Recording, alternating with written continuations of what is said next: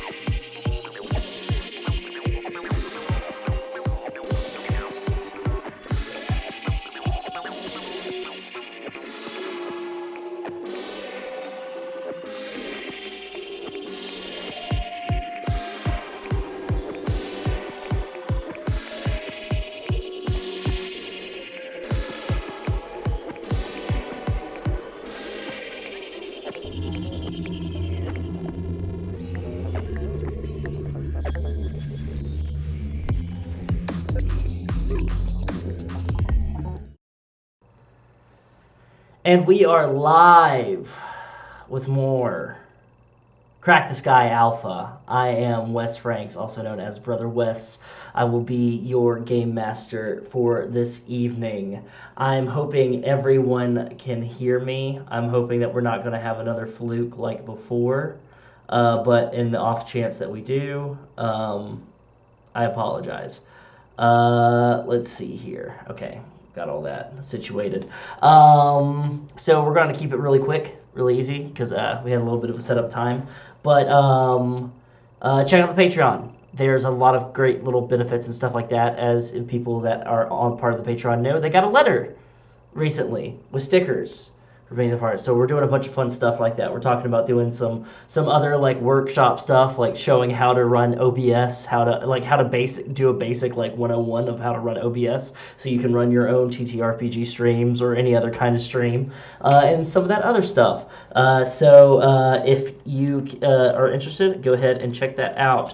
We also have merch, thirsttrapmothman.threadless.com. We also have a Discord, bada bing, bada boom, where we interact, talk daily, and we play Valheim and a bunch of other fun things. So go ahead and check that out. And I've got a bunch of other game announcements and all that stuff like that, but I can wait towards the end. All right, so now, before we get too into it, let me go ahead and pull up my notes, my recaps, and everything like that. Just want to make sure everybody's doing okay. Everybody's doing well. We all good? Oblivion unit, are we good? I'm seeing thumbs up, I'm seeing nods, I'm seeing smiles, I'm seeing smirks. There we go. All right, excellent. Okay, so, oh yeah, that's true. We are playing Dead by Daylight. Okay, so, let us go into the recap for last episode of Crack the Sky Alpha.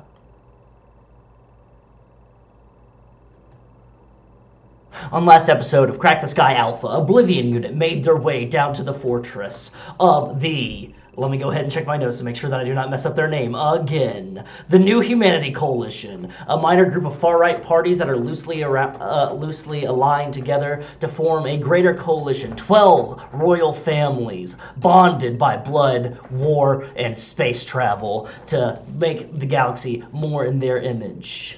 The Oblivion unit did some scouting of the fortress, only to be spotted by drones and invited inside by the Tsar himself, Aristotle Kapkin. Everyone made their way down, tentatively letting themselves out of their mechs, and were introduced in a military possession style that had them introduced to Tsar Kapkin.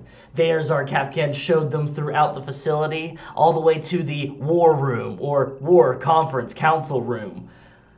There, they were made an offer as they came face to face with members of the Six Skulls. The Six Skulls are Heflin Kapkan, Killer Be Killed, Mona Naito, Donald Lamius, Vyacheslav Han, and the mysterious Uno.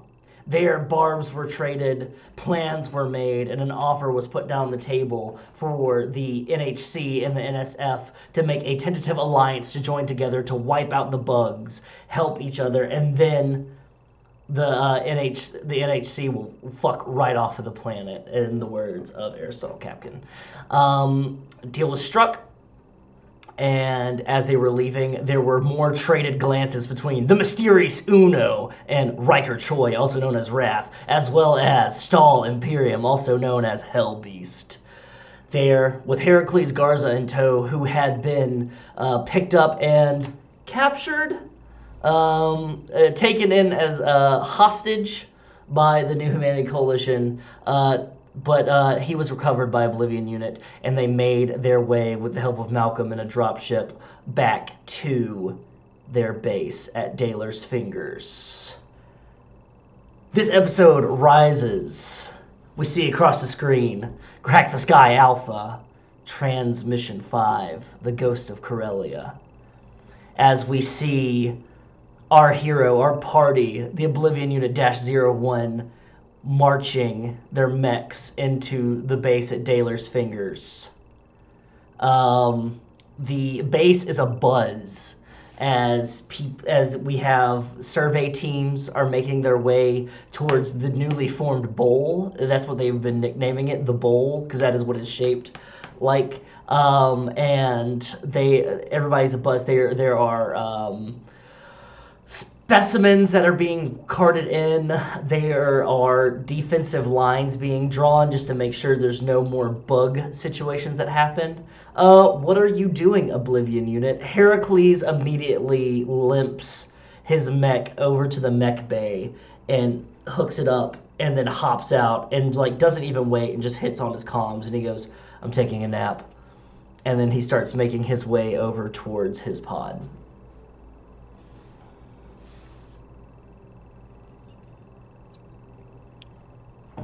Just doing that. Just drinking. Just grabbing yourself a beer, just drinking. You can see Malcolm has landed the dropship and is busy starting to go fine-tuning the 3D printer, seeing if there's any repairs that need to be made to your mechs at all.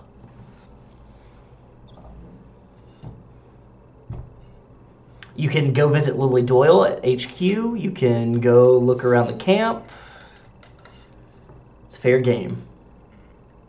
Actually, I'm gonna like call down to Malcolm, like as I'm getting in my mech. Like, Malcolm, hey, what's All right, so we got all these reps here.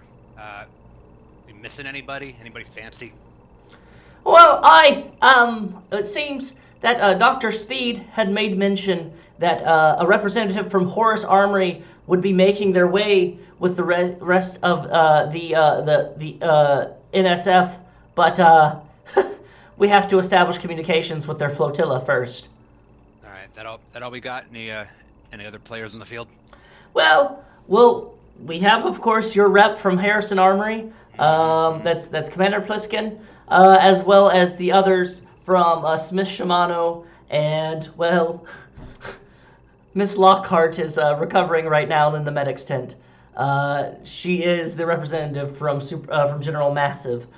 We might need to get in contact with them and have them send out a replacement for her, though. She's a bit on edge, wired up, so to speak. Probably, all right, I'm gonna talk with Pliskin. If we got anybody else fancy coming in, let me know. I owe Cinder a nice shiny toy for a job well done. We also have the IPS North Star representative Kafka Yardimer. I'll keep my ears open to see if there's anybody else that's interested in things happening. Just anybody trying to ship out things from your stream. Yeah, let me know. I ain't gonna stick her in one of those shit boxes that they're peddling. And I'll go find Pliskin to talk about the full extent of our contract, including maybe a new ride. You walk over to the Harrison Armory bunker, and you see there Tony Pliskin, the representative for Harrison Armory, is talking to somebody on a hollow screen, is going back and forth and goes, "Yeah, I understand that there was no combat that happened in the previous engagement, but we were able to showcase his wit, his barbs, showing how charismatic he was. You know, he was able to push forward the product, the Harrison Armory attitude. Oh, I'm literally gonna walk up behind her and I showed how good your fucking exhaust vents work, didn't I? Stall, yes, of course. Don't you see?" And you see there is Admiral. I'm gonna make up a name here right now. Admiral Griff Harrison of the Harrison Armory. He's the son of the owner and like the founder of Harrison Armory. But it seems that he's the direct supervisor for Tony Pliskin. And he goes, "Stolid Period, as I live and breathe. Good to see you there, lad. Good to see you." Griff, we know I showed off your tech real solid. There's not a debate there, is there? Oh no, my boy, not one bit. And you can see him. He grabs it's like a square-looking pipe and just goes, and like blue smoke kind of blows out of it. He is a man with no neck. Imagine Brock Lesnar, no neck, blonde flat top, and he has got a military outfit on that has epaulets that are bigger than Aristotle Capkins. He's got a bunch of medals and everything on it, and you can see there's a Harrison Armory pin proudly displayed without any medals around it, right over his heart. And he goes, oh no, being able to show our latest exhaust tech, showing that not only is it healthy for the mech, but also a good defensive capabilities. Very smart on you there, Mr. Empyrean. Might I call you Stall? Please. Excellent, Stall, my boy. Now listen, son, let me tell you right now. We had great numbers throughout the bug swarm. That was wonderful. But we did dip a little bit when we thought that you were going to take a head-on collision against the NHC. We were really looking forward to it. But you know, we understand sometimes diplomacy calls for things, but diplomacy never sold any fucking action figures, did it there? I mean, fuck. Diplomacy is one of those things that keeps capitalism going, right? Can't really sell shit if people are dead. He stares at you for a moment and he goes, I thought I liked you, Stall. You understand it. You and all your colorful weirdos you're friends with, you all get it. You gotta keep the gears moving somehow. Wheels gotta keep on turning, Griff. Look, Killbox is nice, especially with the upgrades. I'm looking for something with a bit more firepower. So, been eyeballing your shit. How would you like a HELLBEAST representation of your Genghis out on the field next time you go out? You want a Genghis out there? With HELLBEAST? With your colors on there? With your name? Flying proudly? In so many words. I can just see it now. Don't you see it, Tony? Don't you see it, Stall? Harrison Armory, big red letters, fired into the screen by machine gun bullets, and then wiped away by the blood. And then what comes through? HELLBEAST. Fire comes down, and then what busts through is HELLBEAST, Stall Empyrean, cockpit open, and the latest Genghis top-of-the-line model. I can see right now. I'm going to get the marketing boys right on it. Tony, unlock the codes. And he goes and he clicks something on his wrist pad, and then you see the Genghis that is like the show model, display model, hologram model. It just says unlocked on it over by Harrison Armory. He goes, you got yourself a deal, Stall. Stall Empyrean, HELLBEAST, flying the latest Genghis. I love how it sounds. I can see the money. I can smell the money. You're gonna make me tons of money, and you're gonna make tons of money too, Bucko. Ah. That's the plan. I'm gonna take this Genghis over to my guy, get it outfitted a little bit more to my specs, and we'll see when the next time I get out in the snow is. Perfect. I hope it's soon. I hope it's real soon. And you see him take that square pipe, and he puffs around and he goes, Harrison out, and clicks down. And then you see Tony go, I hate that guy. Are you in touch with marketing? I am. Great, because that is the shittiest idea I've ever heard for a promo. Please talk to them about something. We will My make sure. God. We will work with your brand representative. We will make sure that it works. But Please do. Good God, is this guy a G.I. Joe action figure or what? quite literally, he has action figures made of himself that are representative of fighting. He has different grip capability, different weapons, all of that different kind of stuff. Good Lord. All right. Yeah, I'm gonna get Malcolm to take a look over at this Genghis, see how we can outfit it, and we'll get something nice going, yeah? Perfection. All right. Anybody else? Yes. Yeah, I need to go by Saturday. I would say Stall walks past Pinto, who's just kind of standing there the whole time and nobody noticed. He just like wandered into the bunker. Just got a beer in hand. Tokugawa, I want one of those level ones. I need the Annihilator. And Pliskin looks at Stall, looks at you and goes, and who are you? Pinto, I work with him. He's on Oblivion unit with me. Get him something nice. before he blows the hell out of his thing that he's carrying. One of you roll me a d20 here real quick. 11. She goes, I guess. You're like a scrappy independent type, aren't you? Yeah, you can say that. All right, we'll get you a Tokugawa. And you see, and like, she presses like a button on her wrist pad, and you see the Tokugawa display stand go, unlocked, Emil King, Pinto. And before she looks up, he's already disappeared like Batman to Jim Gordon. She goes, what the? That was fucking cool. And I'll head over towards the hangar. Perfect. Riker, you said you had something you needed to do? Yeah, I'm gonna go find Saturday. All right, where is Saturday? Saturday is hanging out in the mech hangar and has like a panel on the side of arcade popped open and like is working on a little like computer terminal that's like pulled out from the where the panel was and is just like tippy typing away on this like little miniature like it's got a screen and a keyboard built in, and the screen's super tiny, and it's just working away on that. Perfect. That's what you see? Hey, Saturday. Yes? What? Hi. What's up? Nothing. I just was, well, something's up. I was just wondering if you talked to Dr. Speed at all about what you saw back there. I haven't had a chance to yet. Arcade took a pretty good beating from all of that bug acid, so I'm just running checks and making sure everything's working in the way it's supposed to.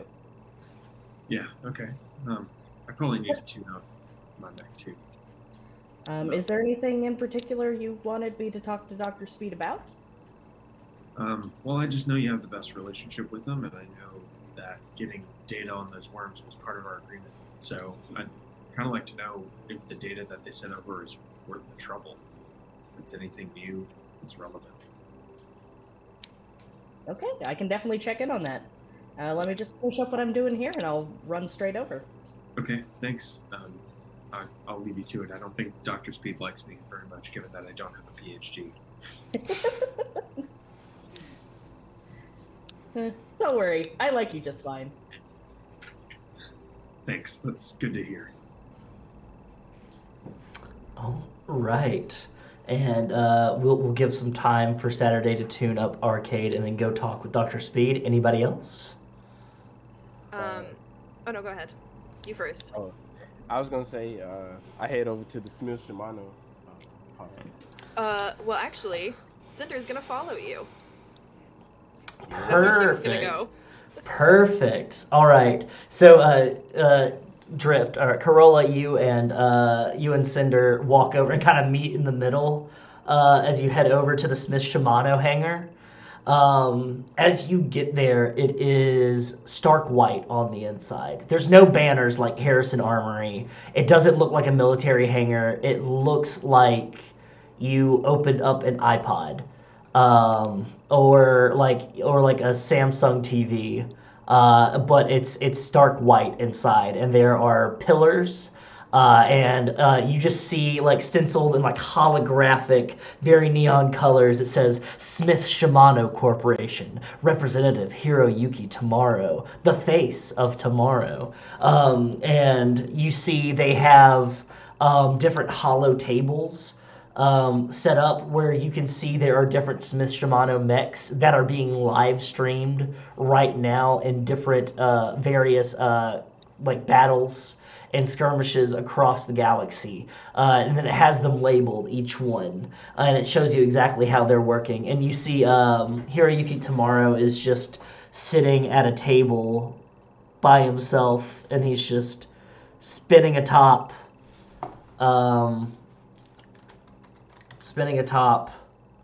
and just staring at it with like a cigarette out. And just like a basic like a Coke can that's been turned into an ashtray, and it's just like staring and just like sighing. As you walk in, you hear a voice go, "Welcome, Corolla, Levin, call sign, Drift. Welcome, Cinder, Atlas, call sign, Icebox." And he looks up and he goes, "Oh, guests, welcome. Welcome to the hangar for Smith Shimano Corporation. My name is Hiroyuki Tomorrow, the face of tomorrow." And he looks at the cigarette in his hand and he like tosses it over his shoulder.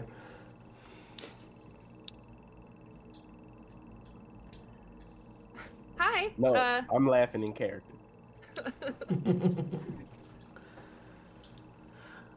Oh, goodness. Corolla 11. It's so wonderful to meet you. My name is Hiroyuki Tomorrow. I was very excited to know that you would be here. And you are? Oh, I'm Cinder Atlas. I'm on Oblivion Unit. Blessings to meet you. Blessings. You're the one that was working the winch earlier, the winch earlier, correct? Yep, that's me. You know your way around a rig. So, this is the hangar for Smith Shimano Corporation. I am the representative, Hiroyuki Tomorrow. We have met before. It's so wonderful to meet you. And to describe Hiroyuki Tomorrow again, he's a big guy. He's like E Honda size. And he's got like the top knot, but he's got a business suit. Very like tailored cut. It looks like it has been custom built just for him, but he is a very intimidating man. And he has, in fact, he's got like facial tattoos that have like a stylized of like an Oni mask on his face. That's been tattooed on his face. He looks like he's come from a rough background that has now like been into a Smith Shimano representative. As you look over to the left in the corner, you do see a small cabinet that has old pictures, and it has like an altar of some sorts. And you do see an old helmet that looks like a samurai helmet, but it's more futuristic. I guess the best thing to describe it as is a Gundam head, but it's open-faced, it was his former mech helmet that he used to wear and everything. He goes and he sits down behind the desk, and you hear the chairs creak underneath him, and he goes, "How can I help you two today?" So, I'm interested in the metal mark. I like the idea of being invisible and people don't know that I'm hidden them. Oh, that's new. That's brand new. Very good, very good. Only the best for Drift, am I right? And he goes, and he's like looking through, and he's going, "Okay, the metal mark. All right. And for you, miss?" So I'm generally looking for something for like artillery and support. That's more my gig, blow things up and then, kind of help out my allies. So I was kind of looking at the Emperor. Ooh, the Emperor, a classic. One of our very best. Nothing stands taller than the Emperor. You know exactly what you're getting with that. Very good. I see that we have two pilots that have an eye for detail. Perfect. All right. Now, I just need to do a quick write-up real quick, just to know, if you are going to be flying a Smith Shimano frame, what makes you think that you are Smith Shimano material? I'm the best. I'm the best. Oh, excellent. Okay, and he starts typing up. You see like a hollow key come up, and he starts typing up like, "I'm the best." Okay, and you see a camera pop up, and it takes your picture, Corolla, and he starts like typing in information. You can see it like auto, like it's pulling info and everything like that. I'm the best. And you, Miss Atlas.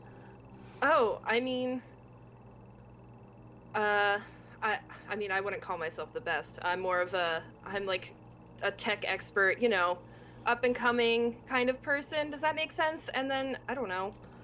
Young, hungry, the stars in your eyes. The ladder is your stairway to success, and no one's expecting you, but you're there better than the rest. I can see it just now. You're not the best, but you are better than the rest. Perfect. And he's like typing, his big fingers are like He's like typing with like two fingers and stuff like that. And he goes, and you see a camera comes up and takes a picture of you as well, everything like that. And he goes, perfect. Now, when you are flying a Smith Shimano frame, you are a representative of the Smith Shimano company. You do understand that, correct? I've been representatives of multiple companies. We do not have exclusion deals unless you want our more top-of-the-line products. But that comes later. Now, I'm going to need you to... And he pulls out 2 data pads that are on swivel stations and swivels them around, and you see that there is, like, a long line of, like, text that's scrolling through, and it scrolls all the way to the bottom, and there's a big place for you to sign. He's like, make your mark. Before Cinder signs, she's definitely gonna shoot off like a message to Stall and let him know that she's picking up a Shimano mech. And basically sends like a question mark and is like, do you want to give me this one or a different one? You want that one or you want a fancier one? I mean, I want this one first, is what it says with like the eye roll emoji. Oh. That's how I'll reply with italics on for emphasis. Do you want me to pay for this one, or do you want me to pay for a fancier one? It says O, okay, like, but with multiple O's, and then it says a fancier one in like bold. Thumbs with up. An exclamation point. Yeah, thumbs up. Puts the Bayard away. And then yeah, she'll sign her name. You sign your name. Karelia, you go ahead and sign your name. And as soon as you hit enter on signing your name, you see 2 confetti cannons shoot up from either side of his desk and go pop, pop, and then a banner like the Smith Shimano turns and it goes, new representatives of the Smith Shimano Corporation, Cinder Atlas, ICEBOX, and Corolla 11 drift. And then you see a door open behind his right, and you see a guy come out in like a samurai, like it's a mascot, but it's like a samurai kind of type deal, comes out, and you hear music playing in the background of just like as he like comes out, and he goes, hey, and brings out like a gift baskets and hands one to you and hands one to you, Karelia. He goes, welcome, welcome. Thank you. I just pose for the pictures. And then you see that there's a drone that comes out of the desk, and like while you're holding it, and then just like turns at taking a picture of you holding the gift basket with the mascot and everything like that. Excellent. Those are going to post soon. This is so great. Okay, so now your first mech signed with us is free, but if you're going to need more, you're going to have to start paying up for it or signing an exclusive brand deal. You understand, correct? Yeah, I know how this goes. Perfect, perfect, perfect. I hope you enjoy your new frames, and thank you for being a part of the Smith Shimano family. And he looks very relieved as he kind of leans back. Thanks. Also, Cinder has no idea what he means, but she just nods her head. Yeah. I'll let your mechanic know perfectly, and he can go ahead and get the specs, get all the specifications that you need, and we can start printing your new frame right away. Thank you so much. And you see him grab another cigarette from a drawer, and he goes, oh, thank God, I thought I was going to get fired. As you two walk out into the snow with your gift baskets. That was an event. I have a question. Yeah. How long was that mascot waiting there? Just Since we landed. I just want to let you know that mascot has been there for forever. And like when you're walking out, the mascot is just like looks sad and starts walking back to like the room behind the door. I didn't know they'd have a mascot. Man, they went all out. That's wild. It was so cute. They are definitely a corporation-ass corporation. Oh, yeah. Mm-hmm. All right. Let's go to... So as we hear the whirring of a 3D printer, and Malcolm going, oh dear, all right, okay. And like, just like sending up, and he's like, I'm going to have to get more printers. And like typing into his pad, and you hear a...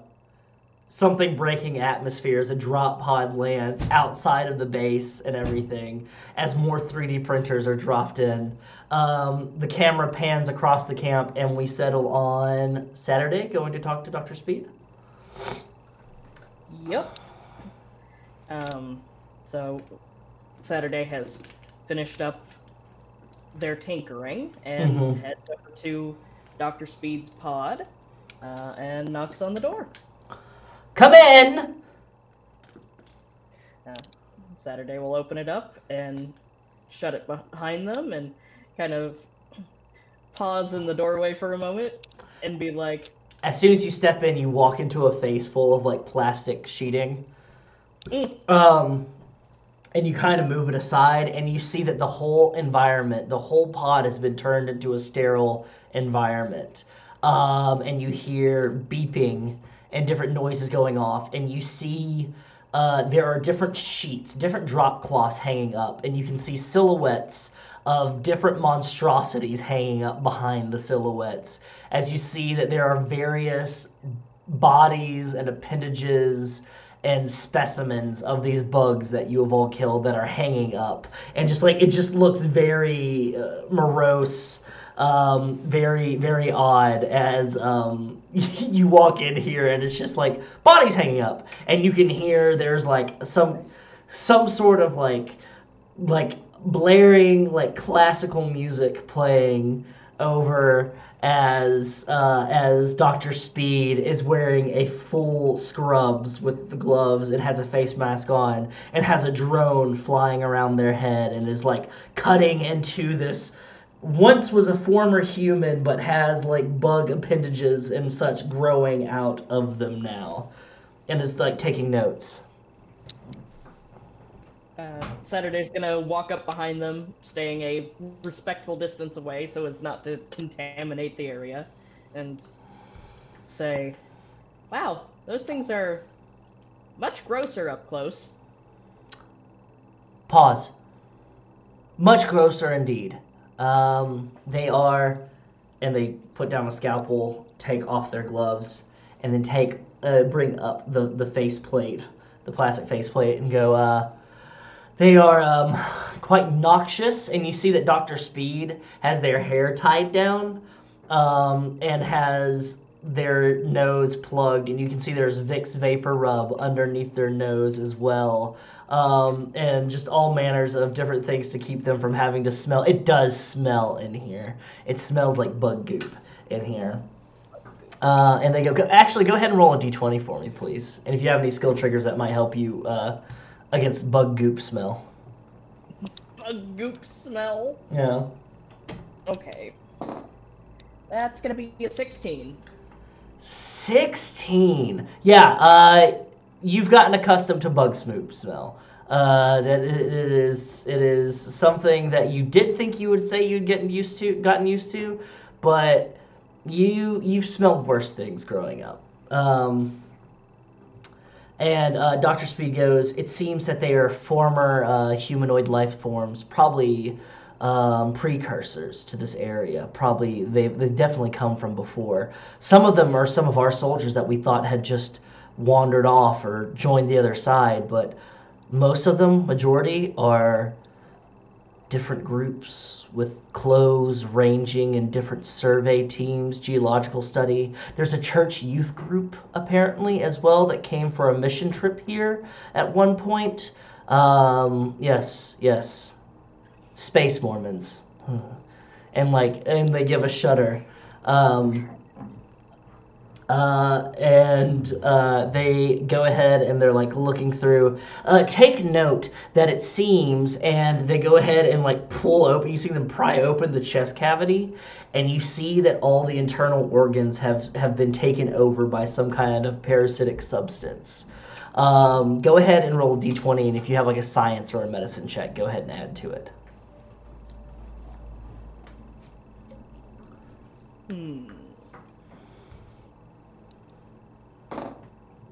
That'll be a 15. 15. So what you can tell is that there is an organism itself that seems to be crawling, and Speed and you and Speed are kind of interchanging, like going back and forth as you're kind of noticing things. To the point where Saturday you put on gloves and your own mask and everything, and you start looking through. And even though you were more focused on like NHPs and more like kind of like drone studies and more robotics and that kind of thing, this is kind of similar to how NHPs take over a system. They find a place to get in, and then they take over.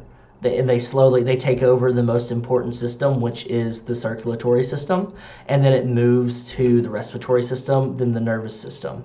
So all the while, you learn that it is a small parasite, a small little bug that apparently crawls into the nose, ear, or mouth, or other areas, other orifices, and then makes its way to the main engine, which it starts at the heart, and it spreads and calcifies, and you can see it's like this bug carapace that protects the internal organs almost, that spreads over the heart, and it starts replacing things. You can see that Dr. Speed has different of these specimens that are in various stages of growth, that they have frozen in different times, where you can kind of like they're going one by one, and apparently they start with little puff pods, spores, and they go along and just expand, and to the point where it takes your own skeletal structure, it takes your own muscle fibers, it takes your own internal organism, and it seems as if a bug grows out inside out. So you shed your skin, your human skin, almost like a cicada, like getting out of its former shell. And Dr. Speed is very enthused by all that you... Yes, you did drop the ceiling on an ancient geological study, an area that could probably give a lot of insight into the history of this planet, but doing so, you have given them quite a big of bug specimens to be running tests and experiments on. Awesome. Saturday's general mood towards all of this is really cool and also really gross. Very, very gross. I've thrown up about 15 times. You don't seem any worse for wear. No, I think I'm getting used to it. Yes. Did you learn anything from the depth charge? Tons. The terminal network is extensive down here. I was able to take all the data and map out a system directly underneath us. They go over to the holo table, bring up the holo, like a display, and you see it's almost like an ant farm beneath Daler's fingers. It is an expansive network, and then you see there's that big tunnel that you all followed out, and you can see a small dot on top of it is Daler's fingers, and there's a small dot that is the NHC fortress that's about several clicks away. But underneath, it spreads out like tree roots with giant tunnels swathing through, but there's also smaller ones. Seemingly something that I noticed that was, there's blips that were being picked up, and they point to small yellow blips that occur near different intersections. If I were to look at these blips on the map, does one of them happen to line up with our friends that we found in that one side tunnel off of the big main tunnel? It does indeed. Saturday will tell Dr. Speed about that weird encounter with the underground people behind the wooden wall. You mean that there's people living underground? Apparently so.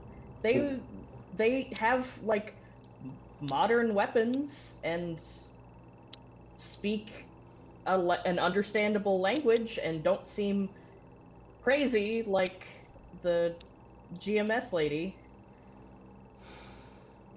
And did you get their name? Did you get what they want? Things that they were looking for? Anything of that nature? No, they wanted us to come, like, inside behind their gate and talk, but we were obviously more worried about making sure that Heracles wasn't being digested by that giant worm. But we have a map of where they are, so, and they seem, friendly enough. They didn't like the drone very much, but Scientifically speaking, I'm starting to wonder what would have been more important, recovering Mr. Garza or speaking to this civilization that seems to live in the tunnels alongside these bugs. Well, we can always go back and chat with them. Potentially. They might be too dangerous. Who knows? It's up to you. And they wheel over to their personal computer. Just, oh, by the by, for the breadth of data that you have provided for me, as well as those fucks over at the NHC are starting to send over what they've learned. It's very pittance. I don't know who does the paperwork over there, but it's all very formulaic.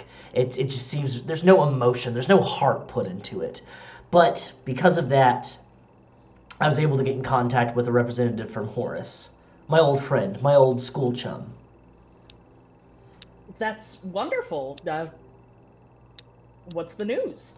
They said that they would love to come and meet you, and they would love to meet anybody else that wants to work alongside with them. The thing is that they're part of the NSF flotilla. So, to get them here, we would have to get the NSF here. To get the NSF here, we would have to link up with the communications team that is still out there and we haven't heard from. Okay, so that is the next most important thing. I think that was the thing we wanted to work on after finding our missing representative anyway, so yeah. Exquisite, exquisite. Oh, I shall look forward to being able to have long-range transponding. I'm running low on my 4K discs that I have of all of my shows that I had burnt. It's hard not having internet out here. I can imagine. Mm-hmm. All right. Well, I'll go see what the rest of the team is doing, and we'll come up with a plan. Oh, and, Dr. Speed, what'd you do with all your plants? Oh! I found the perfect place for them. And they get up and they walk over to the bathroom, and they open up the bathroom door, and you see that they had started digging into their bathroom shower, and they have made a small hole in their bathroom shower, and they took the heaters that was in Lockhart's room and put them inside the shower. I had a feeling that's what it was going to be. That's beautiful. Perfect. And he goes, "You don't tell a goddamn soul about this, all right?" Of course not. Why would I? They hold up a pinky. Saturday will pinky promise with them. And then they kiss their side of the hand and they go, "That's for life, Saturday. That's for life. Snitches get stitches." And they turn and they go back to dissecting more bugs. So, Riker, is there anything that you are needing to do immediately?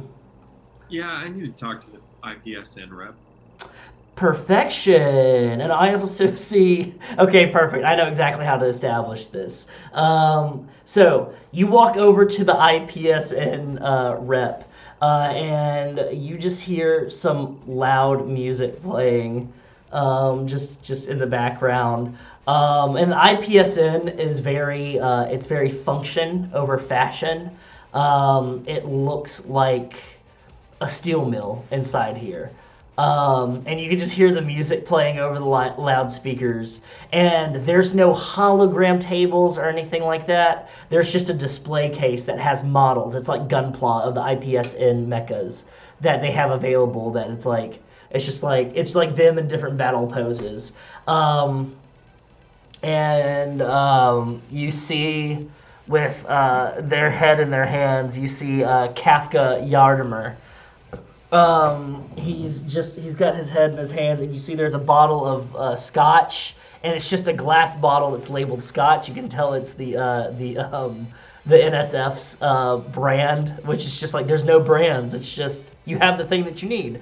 And he's got a glass beside it, and he's just got his head down. And he just hears like, "Some folks are born. I'm gonna pour a little bit into his glass and just sit down in front of his desk. Hey, What are you doing in here?" I reach in my jacket and pull out my copy of Mechhead Monthly and just sort of, hang on, I have it marked. I'll have tabs on it. I'm gonna flip to page 42 and show the IPS and Drake. Need that. That's why I'm here. IPS North Star Drake. Top of the line. Gets the job done. That looks familiar. Yeah, speaking of getting the job done, do you need to go home? Do I need to go home? You need to go home. Don't talk to me like that. Who do you think you are? Well, I'm a paying customer and you're drunk, so. Oh, I'm sorry. You're right. I shouldn't be rude. The IPS and Drake, and you see him bring up a remote, and he like points it over to a projection screen, and you see the IPS North Star Drake, top of the line. It goes through the whole spiel of showing it off, and then he's just like, you see him falling asleep, and then just like wakes up and goes, "Is that what you want?" That's what I want. I do have thing is, I'm with the Vulture Brigade, so Oh, I can specifically the Oblivion unit, so we Vul- can get this done. Vulture But, Brigade.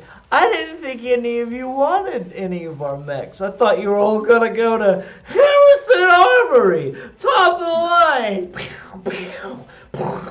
No. Well, That's I them did a on lot of fire. research, and ultimately I found I really don't need anything flashy, so I think this is the way to go. It's a perfect compromise between my budget and the function that I need to fulfill. The only problem that I have with it is, well, I need to update the look of it a little bit, if that's all right. Look, Custom paint if job. there's one thing we do here, we don't do flashy. Oh God. Oh no, we don't do flashy.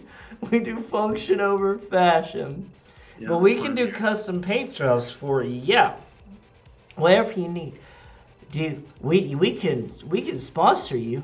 If you want sponsorship, you could be like Stall Period. You can be like look me. I'm Stall Period with Dookie Pants. Come over here and blow this up, and I'll blow that up. But it's you instead. What's your name again? Riker Choi, call sign Wrath. Riker Troy, that's a great name. Holy shit, with a call sign Wrath, you must be awesome. I'm Kafka Yardimer. I'm typically not like this, but, well, there's giant bugs here.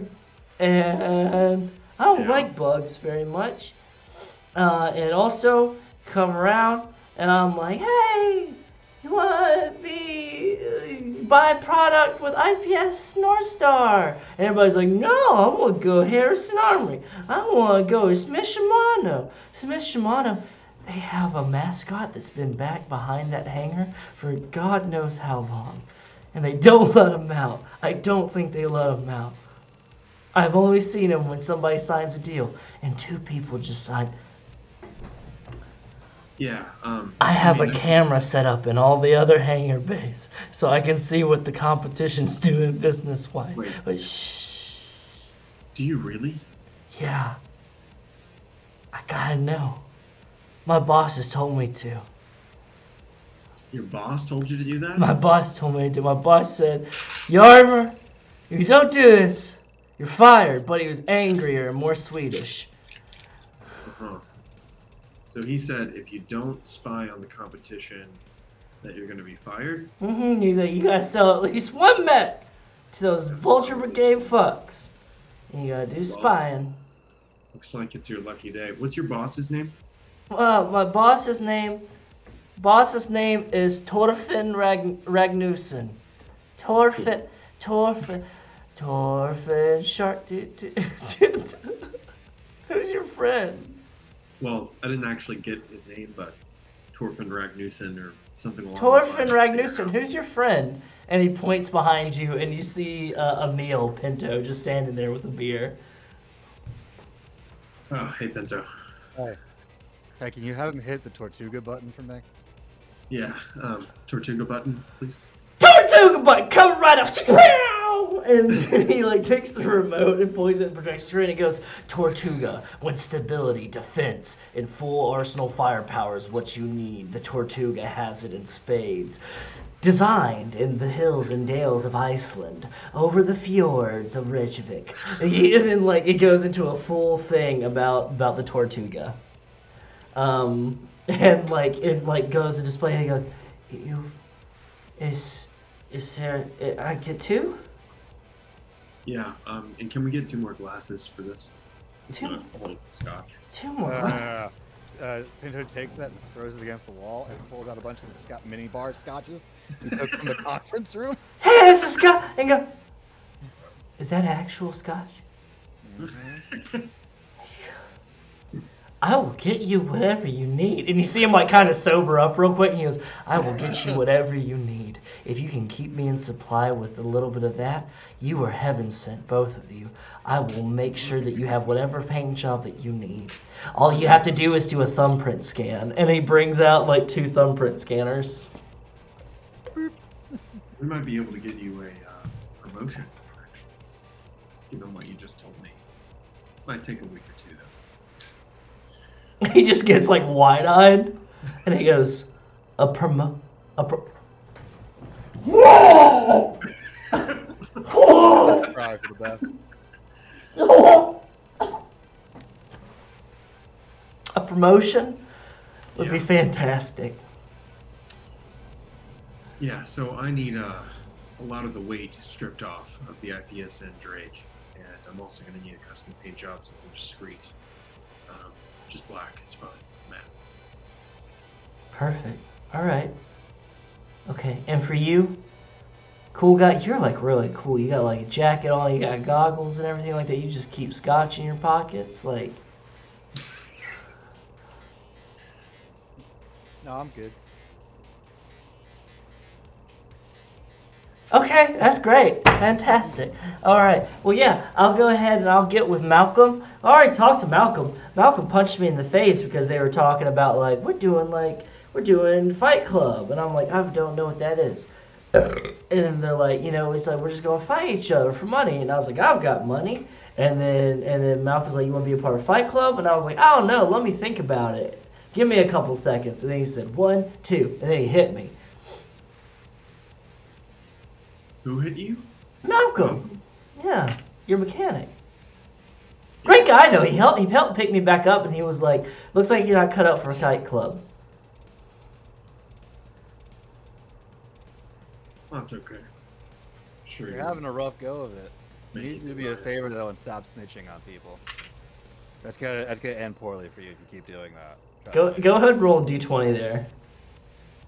Emil. 15. 15. He goes, you're right. I don't know why I snitched on him like that. I just told you to that because I thought you'd think I was cool because I got punched in the face and you two are so tough. buddy. And You are cool. We're cool. Yeah, it's Other okay. people might not be. You don't need to do anything to impress us. You don't need to tell us any stories about people. The only thing you have to do is get us our max. That's it. This place is a Just hellhole. give me the parts. I take a shit in a bucket every morning, and I stare at it, and I just say, how did I get here? Why did I get sent here? Why couldn't Scott get sent here to the ice planet? Instead, Scott's You know where Scott's at?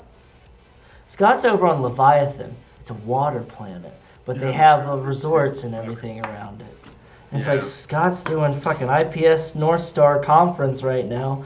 He's doing the fucking Guiding Light conference, and here I am just stuck in fucking Karelia. I'll get those mechs to you boys, don't you worry. You can count on me. If my name's like Kafka Yardimer. Listen, Kafka. Mm-hmm. I know this isn't tropical paradise or anything like that, but places like this are where the real work gets done. So, thanks for being here. Okay. Yeah, you say so. If you see that stall Imperium, you tell him I said, watch out, man. I'm not going to tell him that, but fair enough. He'd probably punch me too. No, I don't think he'd punch you. I wouldn't let him. Okay. So, you have a good day, all right? And about how long is it going to take for us to get those mechs? Oh shit! And you just see him like wheelie chair over to a console, and then you just see him press a couple of buttons, and it just says on the screen, it goes, Emil King, Riker Choi, Tortuga, Drake, unlocked. And he goes, there you go, full frame for you, unlocked for you, my two best friends. Okay. Can you do me one more thing? Yeah. The UPI code on that mech you just got me. Mm-hmm. Can you change it to Boogeyman, please? UPI code, Boogeyman. Yep. Got it. Goes and types away at it, and he has to try a couple of times. And then finally gets Boogeyman. He goes, I feel sleepy now. I'm gonna take a nap. All right. I'm gonna get up and get on the comms with my CO and the Vulture Brigade. Mm-hmm. Forget his name. Heracles Garza. Drop shot. Heracles, yes. Sorry, it's been a week. So I'm gonna get on the comms with Heracles and say, hey, who do I talk to if I have a corporate complaint today? Heracles goes, I don't know, you could probably, well, once we get long-range transponders set in, then we could probably get in connection with the different companies or anything like that. What happened? Yeah, so this rep from IPSN North Star did a great job today helping both me and Pinto, but I've been told that his boss is asking him to legally spy on the competition and also just a few other horrible things that are making his life just this horrible hell. I was wondering if we could nominate him for promotion. You just hear a sigh and goes like, that is really not our prime reason for being here, but if you want to, I guess, yeah, go for it. We can definitely do that. I mean, I know why we're here. We're here to get rid of the fucking bug problem, but, you know. Yeah, sure, I guess. Yeah, okay, I'm gonna go back to my nap. But yeah, I mean, if you want to go make a phone call or whatever, then you feel free to use my name. I don't care anymore. There's giant bugs here. I'm going back to sleep. Garza out. Yeah. I'm gonna check the time. What time is it? Why is he asleep? You're just eaten by a giant bug. It's like after it's like late afternoon going in. It's late afternoon. Sleep much. Yeah. It's late afternoon going into the evening, but the man had just got swollen by a worm and taken like as a POW. Like so It's been a day. It's been a day. He's busy. He's busy. Is there like some bureaucracy that is in charge of these, that like monitors these companies and make sure they don't do anything like any foul play or anything like that? Yeah, it's called it's called Union. Union is what overlooks all these groups. But Okay, but to be a perfect utopia, Union doesn't like keep them in check. Because for Union to keep them in check would to insist that there's a problem with them. And Union is a utopia. I'm going to send a complaint about the rep's boss to whatever his name was. It literally, it was like Torfinn Ragnarsson. Torfin Ragnussen. Ragnussen. Okay. Yeah. Torfin Ragnussen. I'm going to send a complaint about Torfin Ragnussen and unfair working conditions and illegal spying to the union. You go Send ahead. an email or whatever on the OmniNet. You go ahead and send an email on the OmniNet. You're on dial-up because you're using the Vulture Brigade signal. You're trying to ping it to the nest, to the Mirror Messiah up in orbit. So you're essentially on dial-up right now. But after a little bit, you finally get like a ping, and you get a reply email back that it's not an actual reply. It just says customer service with Union, and it has -- your service ticket number 1,568,978.50382 has been taken in. Your request has been taken in. Expect a response time in blank days. And then you see a 3 pop up on the blank. Okay, so ticket 1,068,542. Got it. See you in 3 days. Perfect. Okay, so we're going to do a little bit of speeding up of time here. Oh, wait, yes, this is Saturday. While other things are going on after talking to Dr. Speed, Saturday's also going to go over and visit Smith Shimano. Oh, perfect. Okay, yes, okay, great. Yes, correct. You see Hiroyuki tomorrow is leaned back in that precarious chair with his feet up on the desk, and he's smoking yet another cigarette and blowing out. And you see there is another gentleman that is in a mascot suit that looks like, you can see a samurai helmet that has like a smiling face on it, sitting on a chair, and he is sitting... you know those camping chairs that people have where it's just a camping chair that sits on your butt? And it's like, it's a kickstand for your butt, essentially, for you to sit while standing. It's called the perfect chair or whatever. This is what this mascot guy has. He's just kind of sitting there. He's got a big foam katana, and he's also smoking a cigarette, and they're sitting there talking. And then you walk in, and it says, "Welcome, God damn it, I hate that I have to do this. Welcome, Saturday Vesper, call sign, Weekender. And then they both look, and Hiroyuki tomorrow looks over at the samurai guy, and the samurai guy looks over at Hiroyuki tomorrow. And then Hiroyuki tomorrow goes, "Well, what are you waiting for?" and starts snapping at him. And then and then the guy stands up, and you see him waddle. He trips over his head and then stands back up and then goes back to the room in the back. And the door closes. And then Hiroyuki stands up and goes, "How can I help you?" Saturday's going to go over by the desk and take a seat and kind of doing a double take over towards that door, and well, I was actually interested in maybe getting a Duskwing. A Duskwing? No one ever asked for the Duskwing. A Duskwing? And he goes ahead and you see him bring up the hollow key and everything like that, brings it up. Duskwing. They say it's too much trouble, and he starts bringing up everything like that. It's just too much to manage, everything like that. It's like you would need a multiple assistants to help you run it. Now we do have a couple of twins that are across the sector that do use it, but they use it's twins, but they use the same unit, and that's how they manage a Duskwing. Very interesting. All right, and your name is Saturday Vesper, and you see a camera come out and take a photo of you. Now, how do you feel about signing a deal with Smith Shimano Corporation? What kind of a deal? Well, of course you would get your frame for free, but you would just have to represent us in everything that you do. Like maybe every time you destroy an enemy or anything like that, take a picture or do a little bit of a video, or maybe do a little, you ever heard of a vlog before? A vlog? Do an Omni vlog.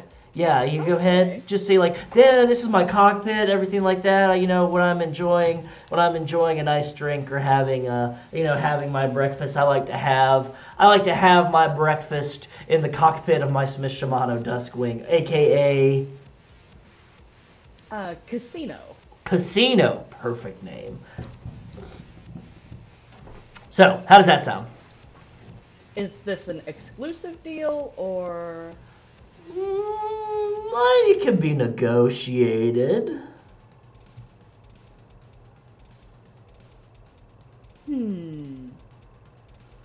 Well, we'll think on the exclusive part, but other than that, that sounds really good. Go ahead and roll me a d20.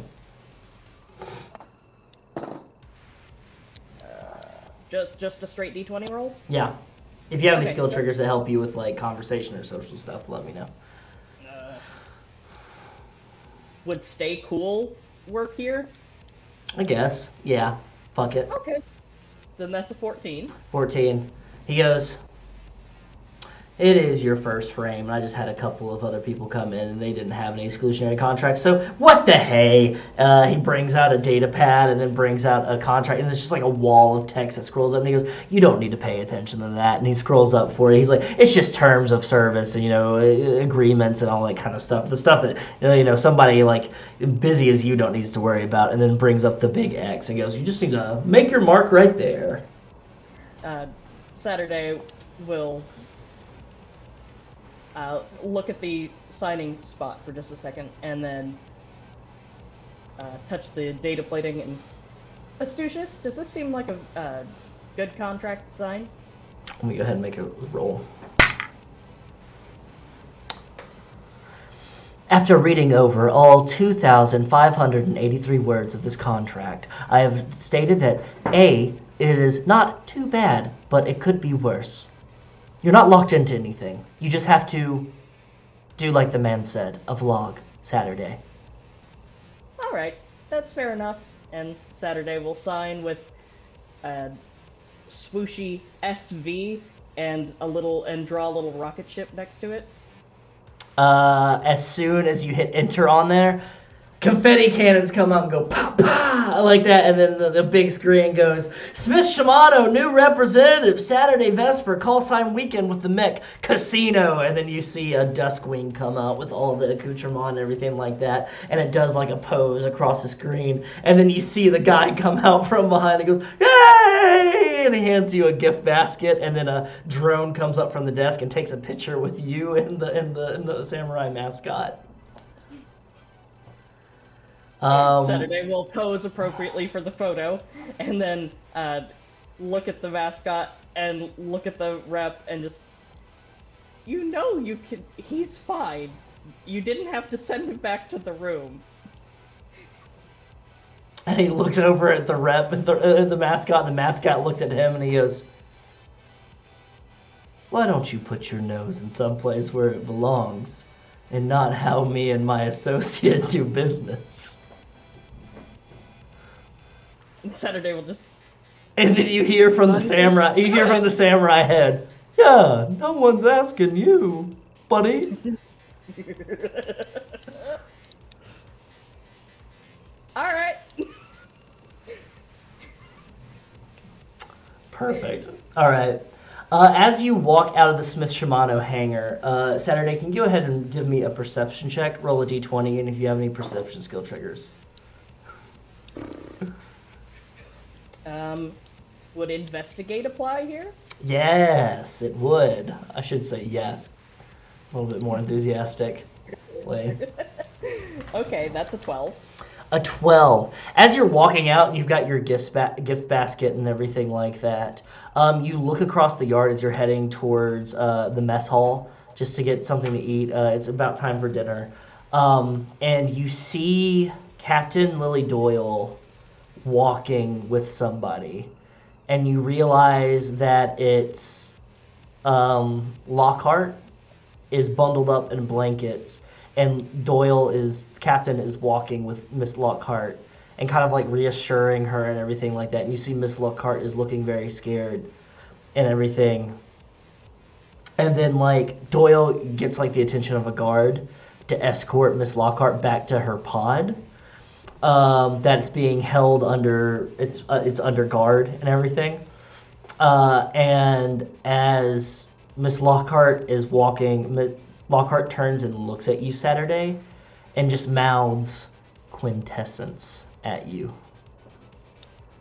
and then turns her head and is escorted into her pod, where there's a guard outside, and a guard walks her inside.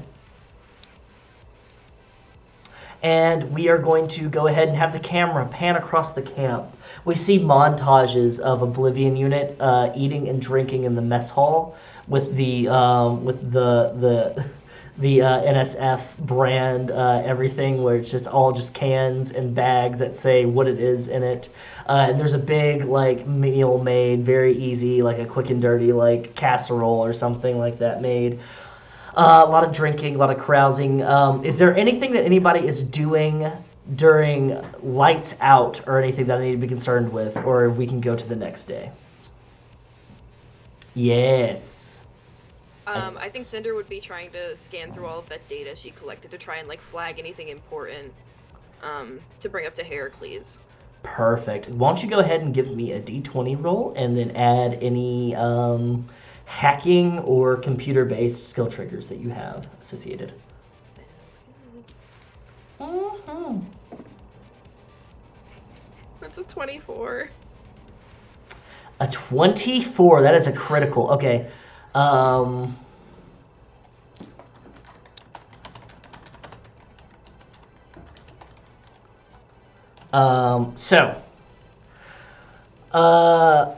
You go through your screen and everything like that, and you're starting to recognize you have all of their directives. You have their formation directives for how like the NHC does any of their battle kind of plans, what kind of expectations they have for the planet.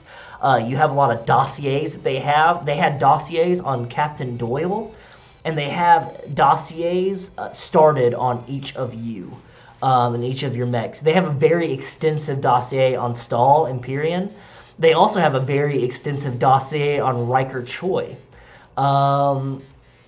They have, you get their extensive like security, for what it was at that moment, what the security codes were to get into their base and everything, the patrols that they were running. Everything of that nature, including you have emails passed along everybody except for Aristotle. You just have like general, if like Aristotle sent out emails to like general, like just like a general, like this is what we're planning on doing, so have everyone ready. If there were any emails sent, just however the chain of command belays all of their orders. You also can see that the NHC has the 6 skulls on an exclusionary signed contract for them on Karelia, exclusively to help them. There's nothing in order of like directly like kill orders or anything like that. It is to exclusively protect Aristotle Capkin, protect Heflin Capkin, and to protect the interests of the NHC while they're on Karelia and making sure that their goal is met. Once that is met and once they leave Karelia, then the 6 goals can be paid. You notice the line, it's highlighted, once the NHC leaves Karelia, then the 6 goals can get paid. They did not pay them half at the starting. They said they were going to pay them one lump sum at the end.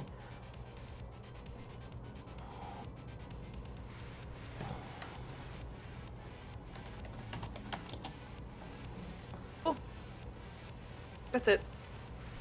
Perfect. Do you look into the dossier that they have on Stahl or Riker? Yeah, she's gonna read them both. They go into a special detail about old Stahl here. So, one second, let me scroll into my notes here. Boom, boom, boom, boom, boom, boom.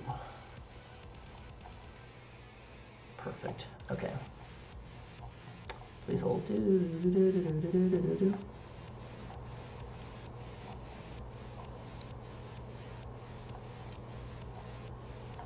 Okay. So, he goes back even before when Stahl Empyrean was a celebrity, was like a mech pilot for like hire and everything, that was getting brand deals and everything. It goes back to his birth, and I use birth in quotation marks. think Captain America for in the beginning of the first Captain America movie. But Stahl was used for Union as a super soldier program that was utilized in like take an everyday person and turn them into a super soldier, turn them into the perfect mech pilot is what their intention was for. So everything before that time is considered unimportant to the NHC. They don't care who Stahl was before that program.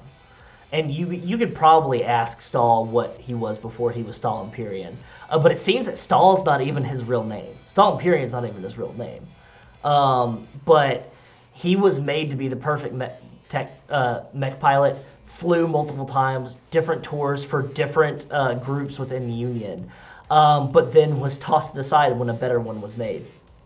And was essentially released. And so Stahl didn't have anything else to go to except for mech piloting. So he made that his career, and he's damn good at it. So he's become like the Travis Pastrana of mech piloting, if so to speak. Like the Nitro Circus kind of thing, live streams it, and is essentially a celebrity fighter.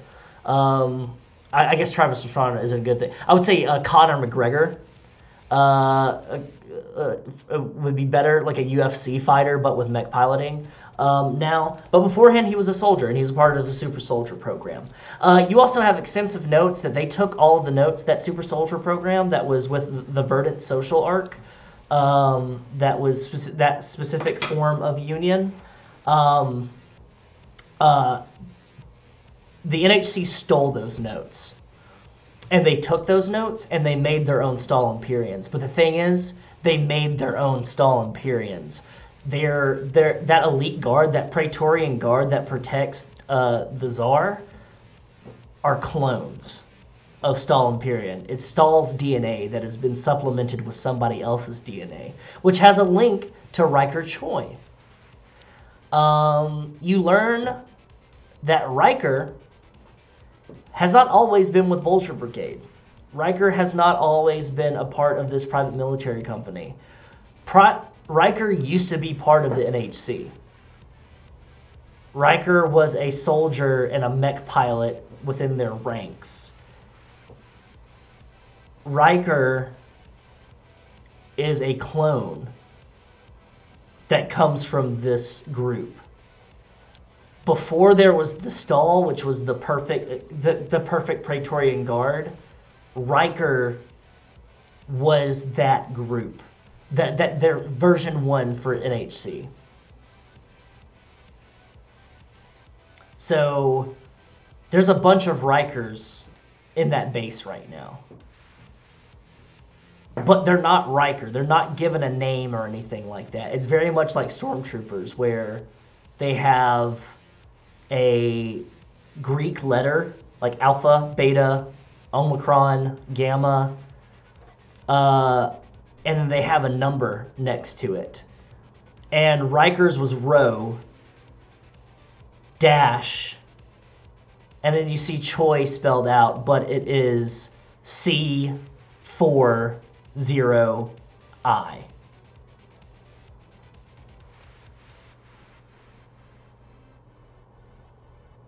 So I think with those bits of information, I think she kind of will edit them herself before she's going to pass on the data to Heracles, because she doesn't kind of want to give up their personal info. Yeah. She's going to copy that to her personal drive.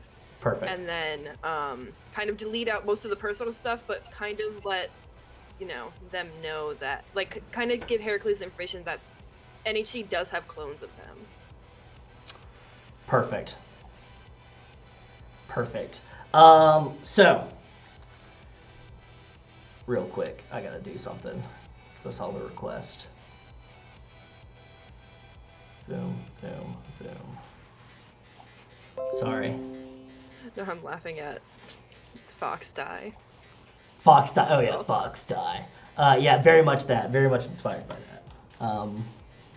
I like I'm a clone. I like seeing the faces. I'm a clone. I like seeing the faces. Yes. So, okay, perfect. The last little bit that you need to see at the bottom of Riker's file. Row C40I is currently foobar. Was injured and was sent back to a med facility for re-education and recuperation and rehabilitation, and is MIA. Do you mean AWOL? AWOL, not FUBAR. Well, got FUBAR, got marked FUBAR, and then became AWOL. Yeah, it became AWOL/MIA.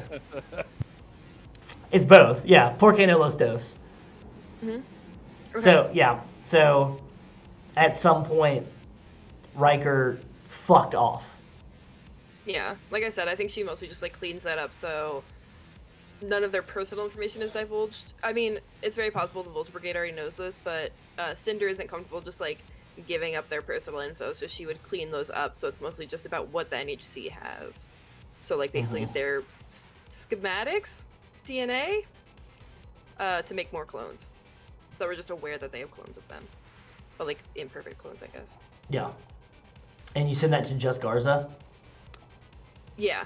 Yeah, she'll basically send him like a big data packet and say, I flagged the important stuff.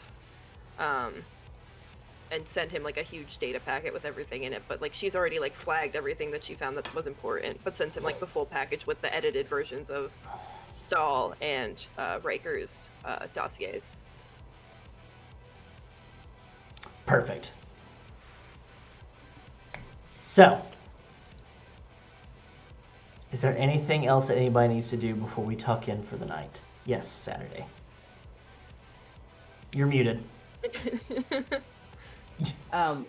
So, first question: is the new mech done printing?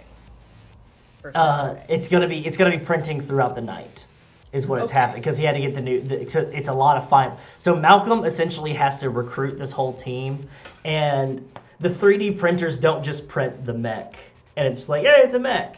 They gotta print the mech parts and then paint and assemble. It's like making Gunpla, or it's like building, like Warhammer minis. Giant. But giant, yeah. You're essentially a 3D printer that is printing off these parts, your weapons and everything like that, and then you have to have. That's why Malcolm was picked by the Vulture Brigade, because he has such an expert hand with like painting and like forming and everything like that. But yeah, he's got to do it throughout the night, and so that's why he's like when he got a bunch of different orders and everything like that sent over to us, that he's like, oh god, we need more printers. And so he's going to have him and like all the survey crews, the geological survey crews, he's going to be tapping them to be able to help build your mechs overnight so that they're ready for the morning. Okay, then Saturday is going to pop Astucius's NHP coffin out of arcade. Okay. And grab some like a little tool packet, and take their subjectivity enhancement suite back to the pod with them. Okay. Find a top bunk in a corner and just like plug into Astucius's coffin and work on it until basically they pass out. Perfect. You get in a bunk and you can see Emil is on the bunk beneath you, and when you climb in the bunk that you get in with the coffin, with the NHP coffin, you go to kind of to have background noise on to turn on the TV, and you see that the TV is broken. Like each bunk has like a TV, like a screen above them, and it seems that the one that you got, the bunk that you picked, the TV is broken. And you see Emil is just lying quietly, just asleep.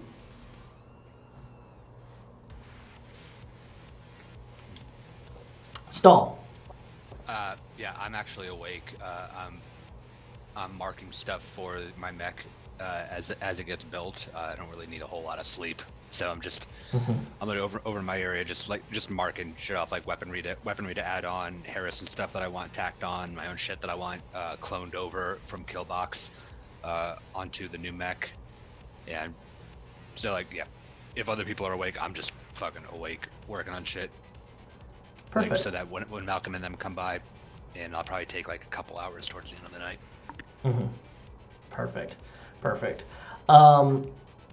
You see that Garza in the far back, he's got his own like little bed in the far back, over by Emil or whatever, but he's sitting up and he's scrolling through a data pad and just looking through it.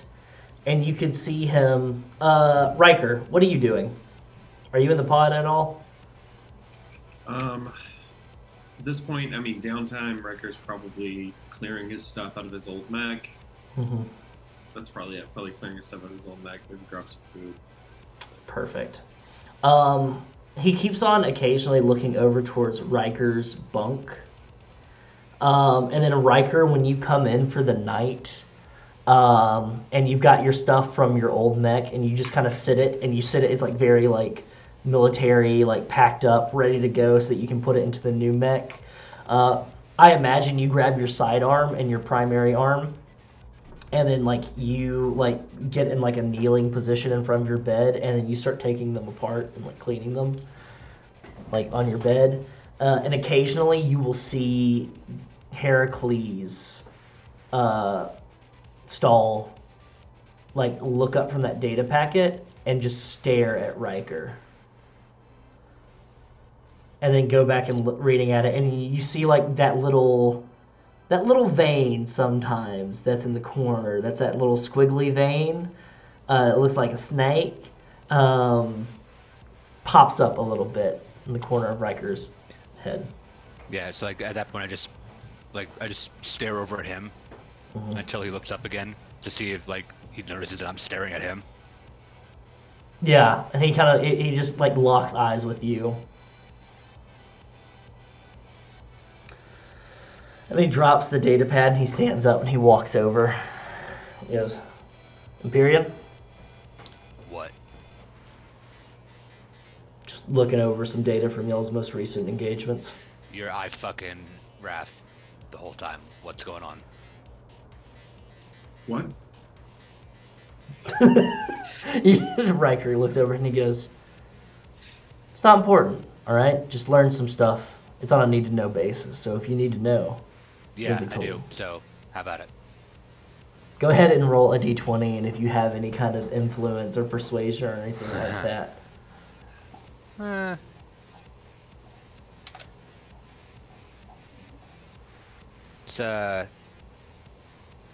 14. I'm not going to add charm because I'm not being charming. Perfect. He goes, I don't think this is the time or place to talk about something like this. We can have a more formal briefing tomorrow once everyone's gotten rest, but seeing how you've all had a hell of a day, I think it would be better to learn this on a full stomach and a full night's rest. Don't you agree? Well, you can't just say things like that. You can't just stare, like... You just pointed out you've been staring at me. And now you're going to come over here, you have seemingly some information about my life, and you're going to wait until we're in a briefing? You can just tell me now. Would you prefer that I not stare at you, Choi? I would. Go to bed! Yeah, I think Cinder would like roll over in her bunk because she obviously woke up, and she'll send a message. No. I'm not in like the bunk area. I'm over. Oh, you're not in the bunk area? No, I'm over near my mech, which is where I saw Garza. Oh, Garza was in the bunkhouse. He was in towards the back. Yeah. Sorry. Okay. Yeah. Yeah. No, I said I'm literally over like near my mech plotting shit out. Oh, okay. So then this whole scene never happened then. Okay, yeah, okay, got it. Yep, all right, yeah, okay, never mind then. Yep. Okay, yeah, it never happened. So we just have a night of Riker being stared at by Garza. Dream sequence. Yeah, right. Riker gets a strange dream about all this happening, and then Yeah, snaps up awake, and and nobody's there. Nobody's there. You're just asleep in the mech hangar. It's you had a Bruce Wayne in like Batman vs Superman moment where he had a save Riker, and then somebody's like, what? They wake up. Yeah. No. I like it. It's better that way. Yeah. It's a lot more interesting than my usual dreams of the Teen Titans. Yeah. Song. But yeah, if anybody notices, Garza stays up a little bit later and occasionally staring at Riker, and getting ready to go to bed. And with that, you all take a night. Dressed, you dream, you rest. I do need all of you to roll a d20, please.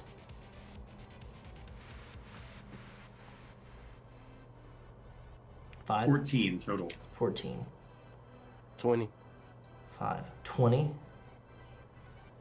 16. 11. 16. 11. 12. Perfect. You all have restful, your normal fits of dreams, except for a meal. A meal that night. You wake up. It's dark.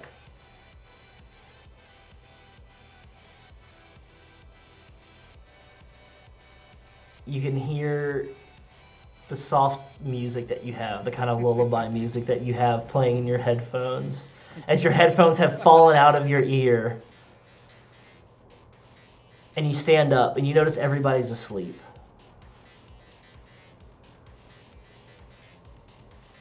It's cold. You gotta piss.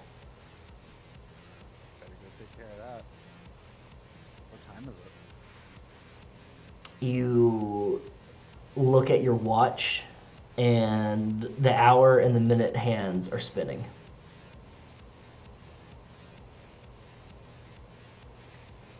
Better go take care of that later. If something's gonna happen, I'm not gonna pee my pants during it. You walk to the Learned rest. that from the riots. You walk to the restroom. The door slides open. You slide it closed. You lift up the seat and you're peeing, and you look over to the side of the mirror and you look at it, and you look back down, and then you look back up, and you see Lockhart in the mirror covered in mud staring at you, eyes wide. And then you turn over to where Lockhart would be in the mirror and there's nobody there. And then you look back over and you're like, fucking messing with my head. And you do a little shake. You flush the toilet and you slide the door open and your feet touch cold stone as you walk out into that ancient hall that you and Riker were in. And you see the pews laid out before you, and you see the statues of the giant man with the beard and the hat with the crystal in the center of their chest. And you see somebody at the end of this aisle. You see somebody who seems a bit old. It's wearing a leather duster and is looking over this altar and the giant crystal that's in that room. And he looks back over to you and he goes, "Well, don't be shy." Hi. And he turns to you and you see he's got both of his legs are, they're like, it's like steampunk-esque almost. They're cog wheels and gears as they turn. And he's covered in soot and dirt, and he's got a beard and his hair's tied back in a bun. And he starts walking down the aisle towards you and he goes, "Haven't seen you here before." Yeah, is this real? "It's real for you and me. No one else." All right. This is your first time? Yeah, I'm Emil. Who are you? You can call me Bram. Hi, Bram. Nice to meet you.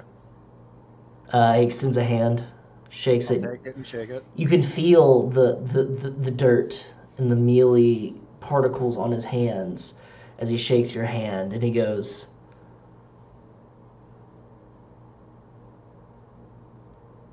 "So it started for you all. There used to be the other one that would come here every night, but she's been plucked from the space."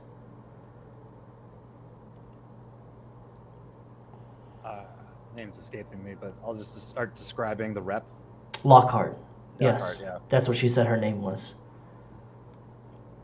She started investigating too much. Is that where she got that weird flesh gun from? She got that from the portal. And he looks up towards the crystal. And he goes, every day at the same time, twice a day, at 6:66, it turns.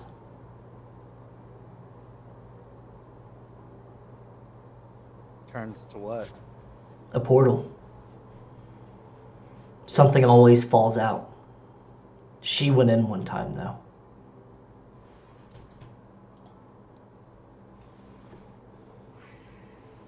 And that's what led to the bad stuff for her? She saw things. Me, I just stay here in this hall. Nothing bothers me. If something that's harmful comes through, then I just wake up.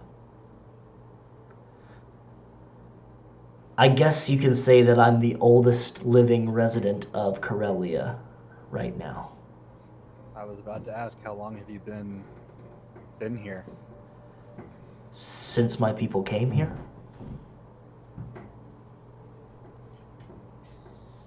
So I take it you're not with the Tsar.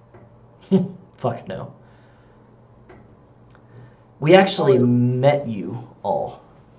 Ah. Where'd you get the wood underground?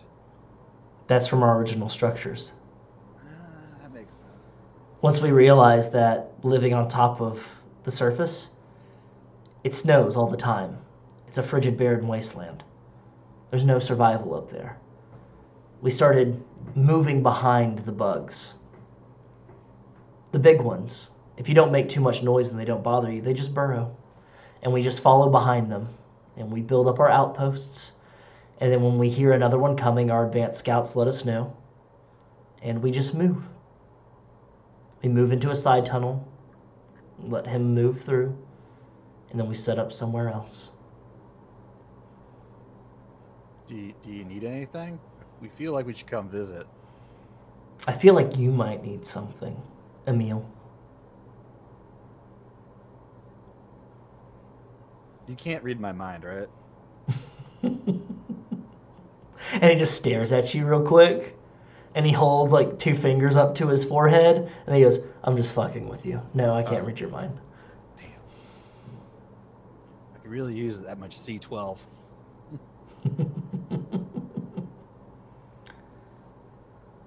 When you're ready, come on down to the tunnels and we'll find you.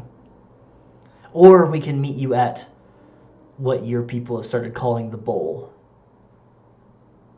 You should also tell them to make less noise. They'll draw some unwanted attention. Oh my god, they're so loud all the time with their weird conversations. All the time. Too loud. All the time. We're very quiet down here. I'll let them know. Very good. For now, let's just sit. And he sits, and you're more than welcome to sit with him. Yeah. And you talk about things. You talk about back home, and he talks about his group. They are a group that came here long before to survey the planet. You learn that they have been here for over 80 years. And apparently time works differently on Karelia. Apparently things are not as messed up. But he's a group, it's 2 groups that have been combined together. It's Zucker's Stingers, which is an old military group. And then as well as a group of pilgrims that were looking for a place and they crash landed on the surface. And they kind of combine their groups.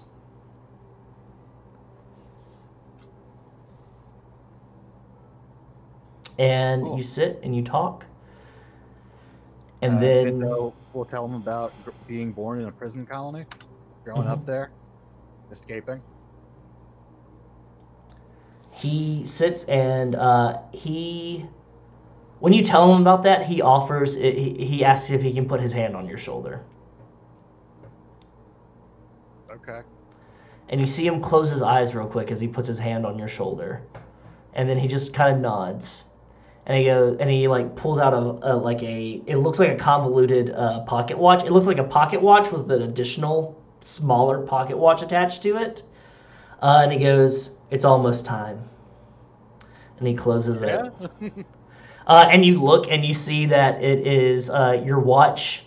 It is now working correctly. It's not spinning anymore. And you see that it is actually what do I say? It's almost 4. It's almost 11:34. It's almost 4:34 actually. But and he goes, watch. And you see the crystal open, and a portal opens up, and somebody falls. And you see a man wearing what you would assume is a business suit. What Ben knows is a 90s business suit. Big shoulders. Big shoulders, big lapel. He's wearing a big tie. red power tie clip. He's got a briefcase, and he goes, "What? This isn't the H train. What the hell? Where am I? Who are you people?" And Bran stands up, and he goes, "Calm down. It's okay. You're not gonna be here long. Emil, watch." No, who are you people, all right? I have a meeting with the head of my firm that's in 35 minutes, and I have to make it there, or it's going to be very, very important. I'm going to be fucked if I don't make it there. And then you start hearing whispers. Whispers coming from the crystals and the statues. And Bram puts a hand on your shoulder and goes, "Just watch." And he goes, "What? You're just standing there? Can you just tell me where the exit is? That the exit over there?" And he starts walking towards the hall leading off.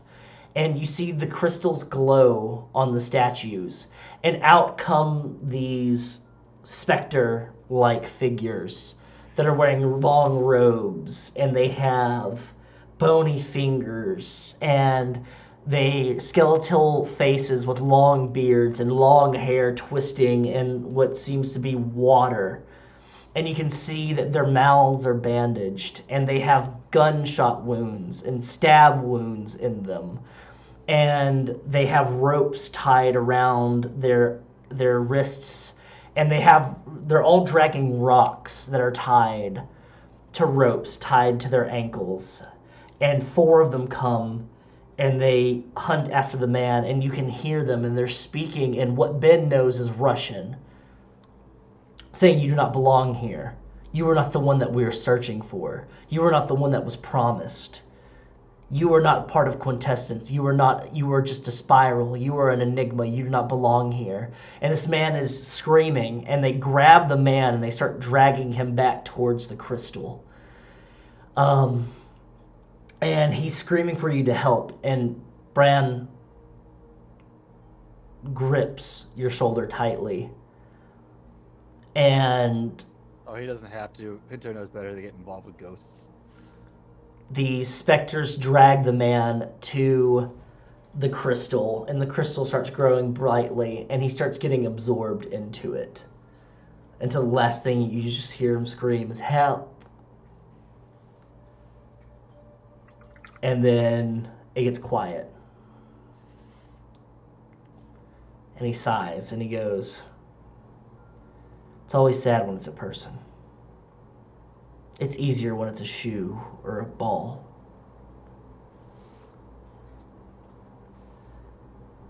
It's nice meeting you, Emil. I'm sure we're going to be awaking soon. And Hey, here's my email. Here's my email address. Yeah. Pinto@vulturesquatch. You hand over, as you're handing over your email address, he goes, "We'll be in contact, Emil." And then you wake up and you hear a klaxon going off as everybody in the pod hear a klaxon going off. And you just hear Oblivion Unit to command. Oblivion Unit to command. And Shut up. the klaxon's going off. And Riker would just get up immediately, Mhm. like have all of his stuff ready. Go from being dead asleep to boots on the ground in like 3 seconds. yeah, Just grab my visors off the end of the bed. Just, Jesus fucking Christ.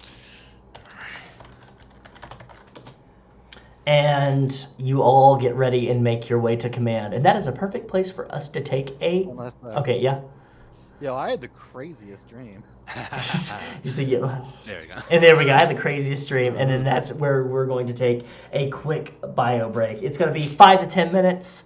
5 to 10 minutes. We'll see how we're feeling afterwards. So you all go ahead, grab a snack, grab some more drink, grab water, and we will see you all very soon. Thank you.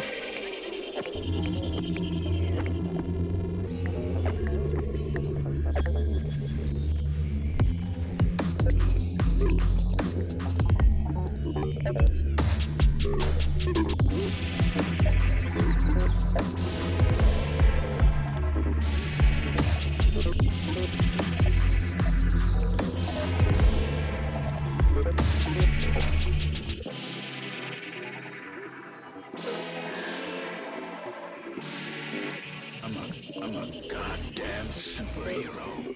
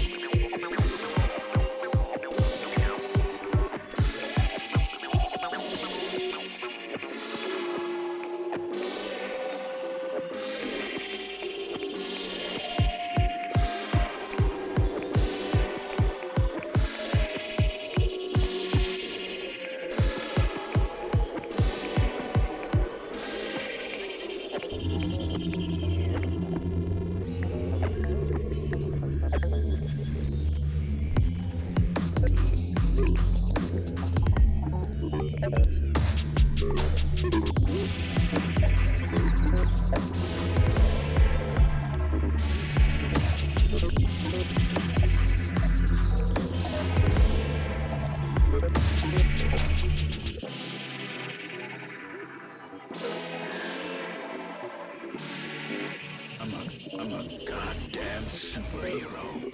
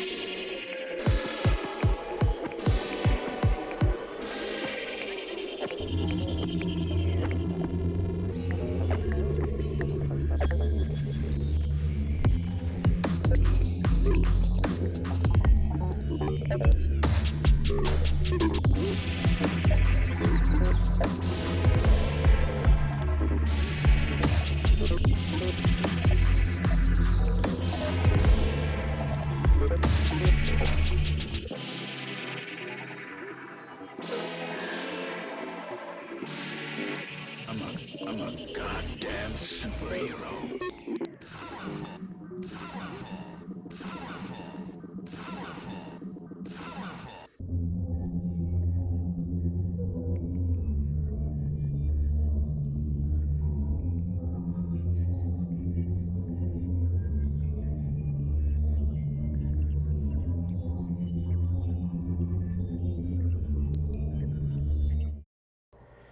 And we are back. All right, where we last left off, everyone had heard a klaxon for them to go to command. So we all started walking through the snow. It's another glorious day on Karelia. The three suns are beaming high in the sky as you all walk into the HQ pod. And you see Doyle is leaning and just like glaring at Garza for having her up this early. And none of the reps are there. It's just Garza and Doyle. And you see there are some folding chairs that are set up around the hollow table. Garza goes, Oblivion Unit, welcome. Get ready for a little bit of a debriefing / briefing. Just literally just turn the chair around and swing my leg over it and just sit down. Doyle goes, there's coffee and donuts over on the table if any of you would like. And Garza goes, I don't think they need them. Cinder's gonna go get a coffee, yeah. And load it up with cream and sugar. Hey, grab me one while you're over there, if you can. Cinder will grab him one. Do you want cream or sugar in it? Sure. She'll put a normal amount in his. Thanks, kid. Mm-hmm. So Saturday has walked into this meeting with like a big black metal tube that is Astucius's coffin, still hooked up to all of his all of their like subjectivity suite, like with all the little wires that can plug into things, and just like sets it down on the table with a loud thud, sits down in the chair, and then just face plants onto the table. Fuck, Weekender. Oh my god. Look, welcome you all. So, just a little bit of a wrap of what happened yesterday. We were attacked by a bug horde. I was swallowed by a giant worm. You all learned a little bit more about Karelia. You came to save me. We've learned that the worm has, from what I was able to read, at least 25 stomachs, maybe more. And no one ever wants to be in there. Yes, Stall. Yeah, how many did you go through? I know there's at least 25 because I went through at least 25 before I found the hole that you made. Oh, okay. Yes, Emil. He asked what I was going to ask. Captain Doyle has a meeting set up with Czar Kapkin later today, where I will be running as her second for this. We'll also have an outfit to make sure that those go smoothly. I have high hopes for that. You, on the other hand, will be doing something completely different. You were given a list of objectives that need to be completed for our contract to be complete, and I think it's very important that we hit the next one on the list, which is establishing contact with the communications team, the relay that's been down for their long-distance transponder. Brings up on the holo table. It's about 20 clicks northwest from here, and you just see it's just a circle of where they could potentially be. You're up in a mountainous region. They had to get the transponder up high. It is a mech, but not like ours. It is quadruped that also has treads on it in case they need to get away quickly. The quadrupedal design is so that it is able to climb easy in the mountains. You can't miss it. Captain Doyle goes, we have a crew of 8 that's with it, and we haven't been able to get in contact with any of them. But if you find it, maybe get in contact with a crew. If you can't get in contact with a crew, then please, we're going to have the next comm team that's supposed to go along with you. Do not worry. They will have a carrier that can keep up with your mechs. Malcolm has let me know that all of your mechs, he has worked over the night with a crew to build and 3D print all your mechs and make them fit to your specifications and all your design choices. They're ready in the hangar bay. Do not try to ping him. He said that he is going silent for the rest of the day and trying to catch up on rest that he missed. Yeah, he was falling asleep at the end of it. So I'll get a pat on the back from Malcolm. Is there anything that anybody wanted to bring up to the group about any discoveries they made on their own or anything that might help us as we go with this work on this transponder? Heflin's got some major insecurity issues. Doyle writes down on a notepad insecurity issues.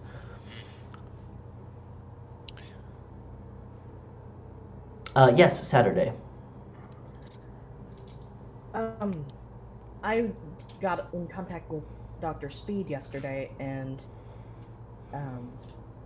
the Czar's team has sent over some notes on what they were able to find out about the bug things, and me and Dr. Speed just kind of went over the specimens that they've got in their lab, and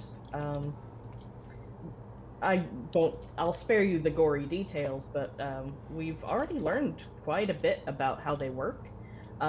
Apparently the inciting thing that happens to turn one into a horrifying bug monster is there are essentially spores. So anyone that's going to be on foot anywhere that these bug creatures are able to move around, which is mostly going to be underground. They seemed like they freeze as soon as they hit topside. But anyone who's going to be working around that really needs to wear a respirator. Indeed. I'll go ahead and move that around, make sure our survey teams know so that they don't get infected. We'll also go ahead and have a containment unit set up in case we have any that have been affected yet, just to get ahead of it. Has Dr. Speed found any way to counteract the transfer process? Not as far as I know yet. It seems like it's a progressive thing once it enters the body. It starts with the heart. Excellent. Okay. All right. Good work, Saturday. This communications alright thing, like, are we just checking on the people there? Is it like iced over, or what are we dealing with? Yeah, how long has it been down? Well, it's been down. Doyle was like, it's been down about 2 days before you arrived. We were going to send out the next team, but we weren't really equipped to handle a trek out there without support. And as you can tell, we were under attack as well. So it's excellent that you came along when you did. Yep. Do you have any Spectre schematics on that mech? Yes, and she goes ahead and grabs it and brings it up on the holo table and like sends it over to each of your pads, or like kind of like over the short range, so that you can all see it on your own personal devices. It is essentially a bipedal or quadrupedal like climbing. It has like gripper hands on it to let it go over rough terrain, and it has essentially what is a Winnebago on its back. And on it, it has a array of dishes, and then a tower as well. And then it's set up that it has everyone on board has their own primary weapons and sidearms, and then there is a flechette turret that's on the back of it, that's able for defense in case they need it. It's also equipped to self-destruct if it's been compromised. Just need you to go and find the crew, see what repairs need to be done. If you can, it's impertinent that you escort the comms team to make sure that they make it to the destination, because they'll know exactly what to do. So we won't need you to be operating a comms array as well as fighting on the ground. Okay. I mean, if you don't want me to troubleshoot anything, that's fine. No, I didn't mean to. If you wish, if you want to. Seems like a waste, really. You can if you want to. I mean, it's just... We'll do it the Pinto way. Miss Doyle, if your talks Captain. with the Czar... Captain Doyle. Thank you. If your talks with the Czar go well today, and you guys are able to come to a ceasefire, couldn't we establish a permanent comms position so that you don't have to deal with a mech that might freeze up and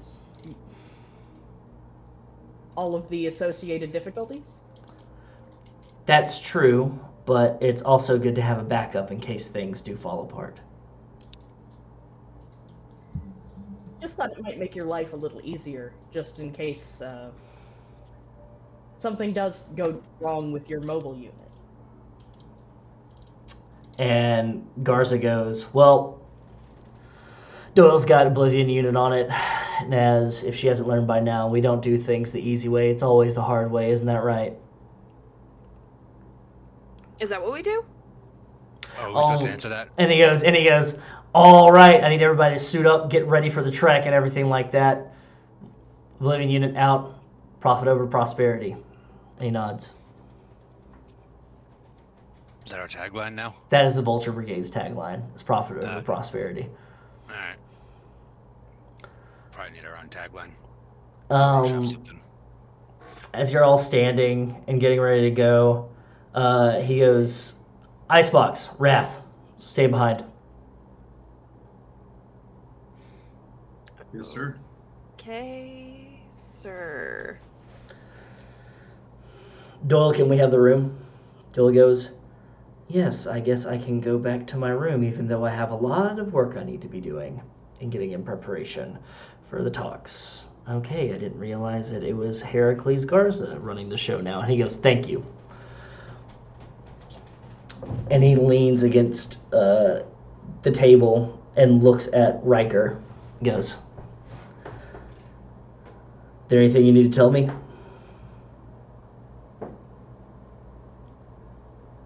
Nothing you don't already know. Looks over at ICEBOX. Miss Atlas found a very detailed dossier on you in the files that we gleaned from the NHC. Very detailed. Like the NHC wrote it themselves. From the very beginning. Wait. You have information on my past? He brings up his data pad and he shows you the dossier. Hands it over to you to let you scroll through. Seems So I'll just sit and read it for a second. Seems like you were mighty popular. They're very mad that you went missing. What can you tell me about that? I'm sorry. Some things in here I didn't know. We were in a skirmish. Gas giant. I forget where. And I don't really remember why I was there or what happened. I remember being ejected from my mech and drifting in space for hours. It's my first memory, my earliest memory. Good Samaritan happened to be passing by, picked me up, brought me to you guys, and I joined up. He's gonna pull back his turtleneck and sort of reveal the giant octopus tattoo he has on his neck. A giant octopus tattoo, and you can see under it, it has the symbol for row, and then it's got C40I underneath it. It's got row-C40I, and then in the corner, in between one of the tentacles, you can see NHC in there. I couldn't remember my name.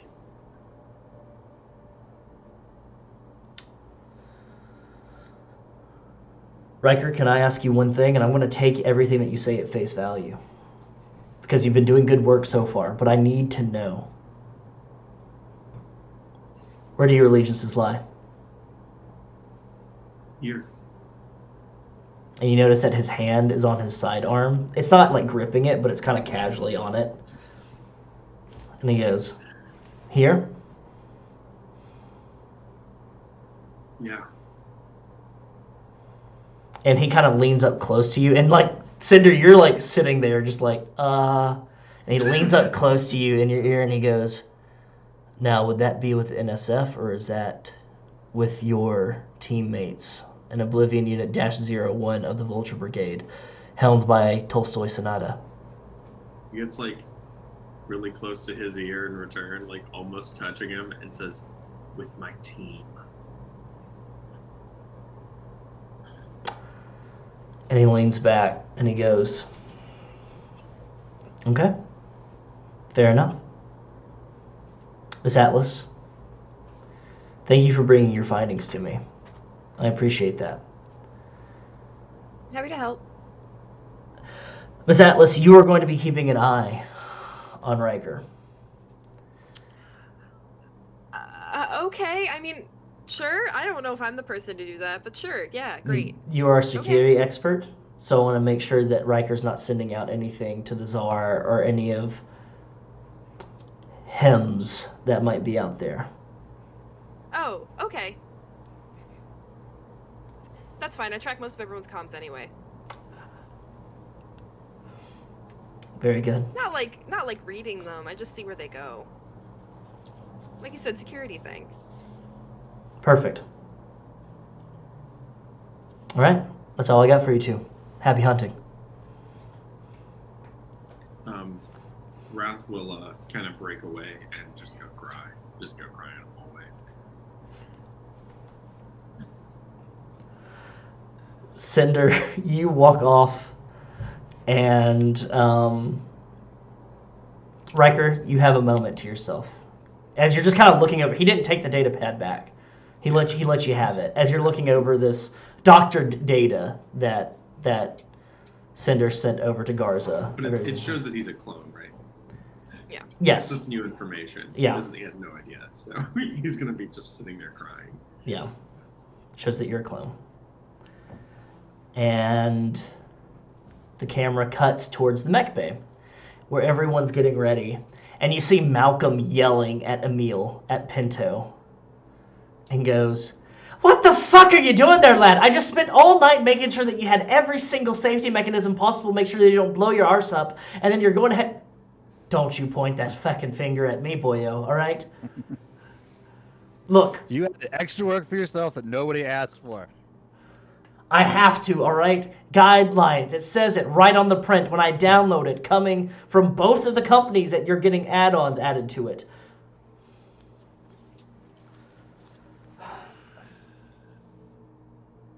Look, just keeps fine. going, like ripping the shit out. You know what? You want to blow yourself up? Be my feckin' guest. I can go focus on the more top dollar clients that I have over here. Stall! Hey Mal, what's up? Do you have enough fucking vents on your fucking mech? Let me look. No, it's perfect, thank you.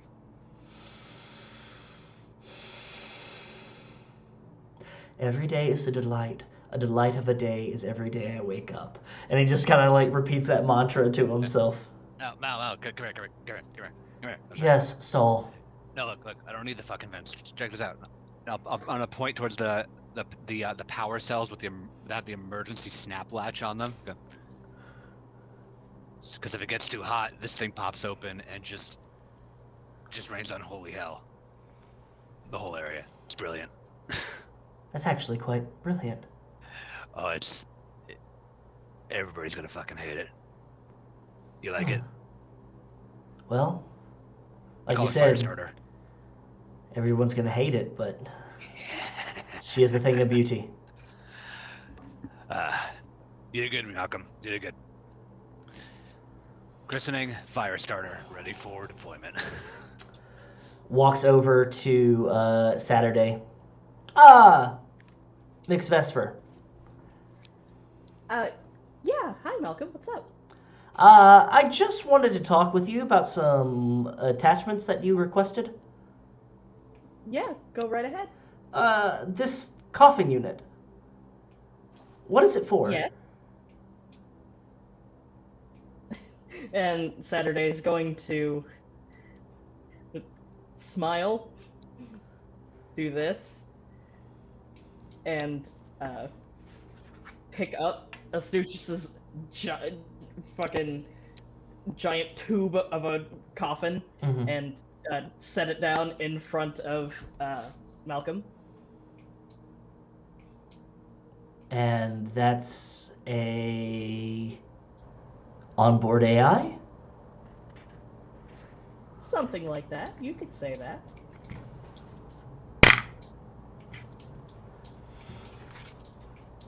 And he kind of gets like he squints a little bit, and then he kind of gets a wide-eyed look, and he goes, "Be careful with that, Saturday. Be careful with that." Saturday will just smile and nod. Yeah, don't worry. I know what I'm doing. And then go back to plugging Astucius into the mech. Karelia! And like runs over. Look, I tried to get the kind of speakers that you were looking for. I tried to 3D print them and everything like that. They just don't fucking fit, mate. All right? You got all these extra. You got these lights, and you got these like this. You have a fogger in here for some reason, and just like you're gonna have to say either fogger or these speakers. All right? It's one or the other, lad. Or I'm gonna have to put the speakers on the outside of your mech. All right, so check this. what we do is we dump the fogger, right? Okay. Since I have this tactical cloak thing, we can just go invisible. And just have sound coming from nowhere. I'm just gonna yell from across the base, like, "Don't worry, I get too hot. I got your fucking fogger, buddy." Okay, Hey, fine. we got All a right. collab going. All right, we'll dump the fog machine. You can have your fucking speaker. I don't know why anybody needs speakers that big. Jesus Christ. Riker, you're walking from your moment, your private moment by yourself. And Malcolm goes, "Oh, Mr. Choi, might I speak to you, please?" Yeah. What's up? He's just gonna like stand up. Are you okay, lad? I'll talk about it later with someone more qualified. What's up? Oh, come on now. I just, spot of whiskey. And I'm the best therapist that you'll ever fucking see. Yeah, all right. Okay. I just found out I'm a fucking clone, so I don't know what to think, and I don't know if I can trust myself because I'm learning that I was really good at being really bad, and I don't know that I want to be that person anymore. I don't know who I actually am, and yeah. Anyway, that's what's going on with me. So. And Malcolm goes, he gives you a hug. And then he kind of holds out and looks at you. He goes, "Let me look at you." And he goes, "Can I show you something?" Yeah. And Yeah. he unzips his coveralls, his mechanic coveralls, and he holds up his shirt, and you see beside his washboard abs, there is a slight, there's just a tiny little hand that has grown on his side. That's right beside his washboard abs. I caught a round when I was fixing a piece of shit GMS Everest out near Tannhauser. Blew my head clean off. Next thing I know, I was waking back up on the Mirror Messiah. Had this little guy grown out of me. Riker's gonna give him a big hug.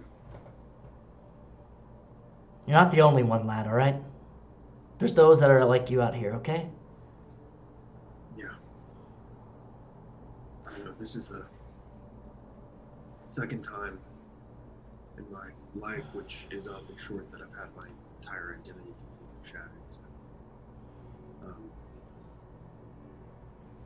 That's the it's good benefit. to know I'm not alone. That's the benefit of being out here in space. You're with Vulture Brigade, alright? Whatever you were into beforehand doesn't fucking matter. It's who you are now that makes a difference. Just make sure it's a good thing. Yeah, I'm trying. Thanks, Malcolm. Are you sure you don't want me to put like a Bluetooth speaker or something in your mech? Because it's really barren in there. And like I was looking at all the stuff you wanted me to put in there, and I was just like, toothbrush, toothpaste, and then I kind of got bored at the end of the list because it was just all the stuff that you take to camp. And I mean, we've got smoke machines and fucking like fucking cheese wheels and everything like out our ass in different mechs, and you're sitting here and you've got rice cakes and a fucking medium.com articles. Yeah, it's I don't want to get distracted while I'm working, but I always have a. Well, I mean, it might come in handy later. I don't think I'll use it much, but if you want to put a cassette player in there, I'll probably use that. A cassette player! That's a start! By Jove, you actually listen to music. I was kind of worried there for a second. All right. Yeah, it's mostly like really old stuff. That's fine. All right, like my dad. All right, I'll go ahead and pop that thing in there. And he runs off. As you two, Carola and Cinder, are climbing into your mechs, you see the mascot, the samurai mascot, this mascot, like bounding over, and Hiroyuki Tomorrow walking with the drone flying. and goes, okay, I want you to stand right there in between the two of them and everything like that. Can you two get in your suits and give like a nice like pose or something, like you're about to go out, like a battle pose or something for me?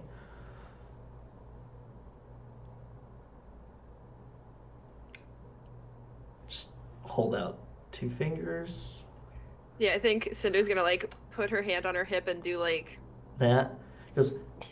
That works. And goes ahead and just takes, and you just hear a Smith Shimano from the samurai mascot, and then there's a picture, like a flash picture, and then Hiroyuki taps a little bit of something, and then walks over towards Weekender, and goes, Saturday. What are some of your things, your likes, your dislikes, some of your favorite things, some of your least favorite things? We're building a profile for you on our website. Oh, that's I like synthwave music. My favorite color's purple. Synthwave, purple, very good. Things that you don't like.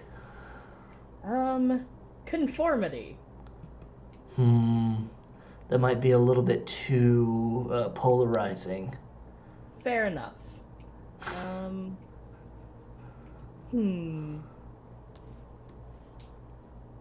We'll go with polo shirts. How about polo shirts? You know what? I'm good with that. Perfect. I'll get that sent up and everything like that. Don't forget about our agreement. And he goes, Smith Shimano, the face of tomorrow. And then walks off. I'm gonna open a direct line just to send her and go. Guards would chew your ass out or what? What happened? she would, you know. Oh, no, it was just about I sent him the data packet, and just had some questions. That's all. Yeah, what do you need? What do you need Riker in there with you for? You need a fucking escort? I guess kind of. I think it was more just, you know, military stuff. I don't really know. I kind of didn't really pay attention. Bunch of sticks up the asses. All right. Well, see you out there, and I'll disconnect. And I'll kick on like the stall music just for the Harrison folks, and like just boot the Genghis up. Perfect. And with that, you see the comms team all walk out, and they set down boxes beside them with their gear, and they just have their packs on. They have warm clothes and their packs on. They set a box, and then they like step in front of it, and you're kind of like all like geared up, ready to go, and you're like they're supposed to be in carriers, and then you see them kick the boxes over and step onto them, and then you see like exosuits, but they're really clunky. They're like the Dead Space like engineer suit that Isaac has that are very like clunky and everything like that, and they've got like steam coming off of them. And then you see a direct line go in, patch in with you, and you see that it's just like comm team, and I could give you 8 different names, but I'm not going to give you 8 different names right now because they're red shirts. But they go, is there room for us on your mechs for us to hold on to? If not, then we can just trek along beside you. I promise we can keep up. Grab onto a leg, but it might get a bit hot down there. Oh, that's fine. We've got temperature displacement on these suits. It's probably the most top of the line other than your mechs that we have here. They were a gift from GMS. Goes ahead, and you can see one latches on. You got about 1 each, and 2 hop on Casino, and the other 2. And what were the name of your new mechs, actually, since we're going through? Because we got some of the names, but I want to go through one by one, starting with Drift. Kage Tetsujin. Kage Tetsujin. Excellent. And then we've got Casino for Weekender. And then we've got Firestarter, correct? For HELLBEAST. That's right. And then and we have just, it's Snake 433, correct? But it's just with some extra accoutrement added on. Yep. And then we've got for Atlas. Oh, we've got Gruyere over here. Gruyere. We had Munster before, but now we've got Gruyere. And then finally for Riker Choi. Oh, it's Boogeyman. Boogeyman. Perfect. Okay, and with that, you all set out for about 20 clicks northwest. So, I'm going to need all of... Yeah. I think right before we leave the base, though, Cinder would send Riker like a message that was just like a tiny thumbs up. Just like a little... Like, hey. Extension. It's okay, bud. It's literally just a thumbs up. Just a thumbs up. A thumbs up and like probably like a heart. I don't know. Like a it's okay, bud. He'll like hella overthink it. Great. Perfect. I'm going to need all of you to roll a d20, and if you have any survival-based skill triggers, anything like navigation or anything like that, I need you to add those as well. The closest thing I have would be get somewhere quickly and without complications. Yeah, that works. Right. Okay. Okay, so I can... 13. Yes, does my custom skill trigger work for this? I would say so. Yes, I would say that. Yeah, that works. I have survive straight up, so I'm just gonna use that. Perfect. I got a 14. Same. Perfect. I got a 7. Whoo. I got a 9. Whoo. That hurts. Give me a 9 in this game. So, you're all making your trek through, and the wind is picked up, the snow is pretty bad, and you're trying to walk as carefully as you can because you're not trying to disturb any of the bugs or anything of that nature. You make your way about 5 clicks, and you're noticing that you're starting to get a little bit more elevation. There's a little bit more craggy rock around. And everybody's making pretty good headway, except that Gruyere is kind of falling behind, like shuffling on different rocks and everything. Cinder, your display, your navigation sensors are getting fucked with a little bit by it might just be a difference in temperature and altitude. So much that Wrath and Boogeyman has to stay behind a little bit to make sure that Cinder doesn't get lost behind. And there's moments where you all in like close to the front kind of lose sight of them. But then around a bend you notice that they're behind. They're just a little bit behind as well. Emil, Pinto, you get a ping. Short range transponder ping. It's from an email that says bdaler@zmail.com. Yeah, what's the subject? It just says Emil with a period. Hello, Hunt and Peck style, type back. Hello, Hunt and Peck. Wait a little bit. Hi, Emil, : it's very formal. This is Bran, is Brann. We met each other last night. It was very nice meeting with you. I enjoyed our talks. Just wanted to let you know that it was not a dream.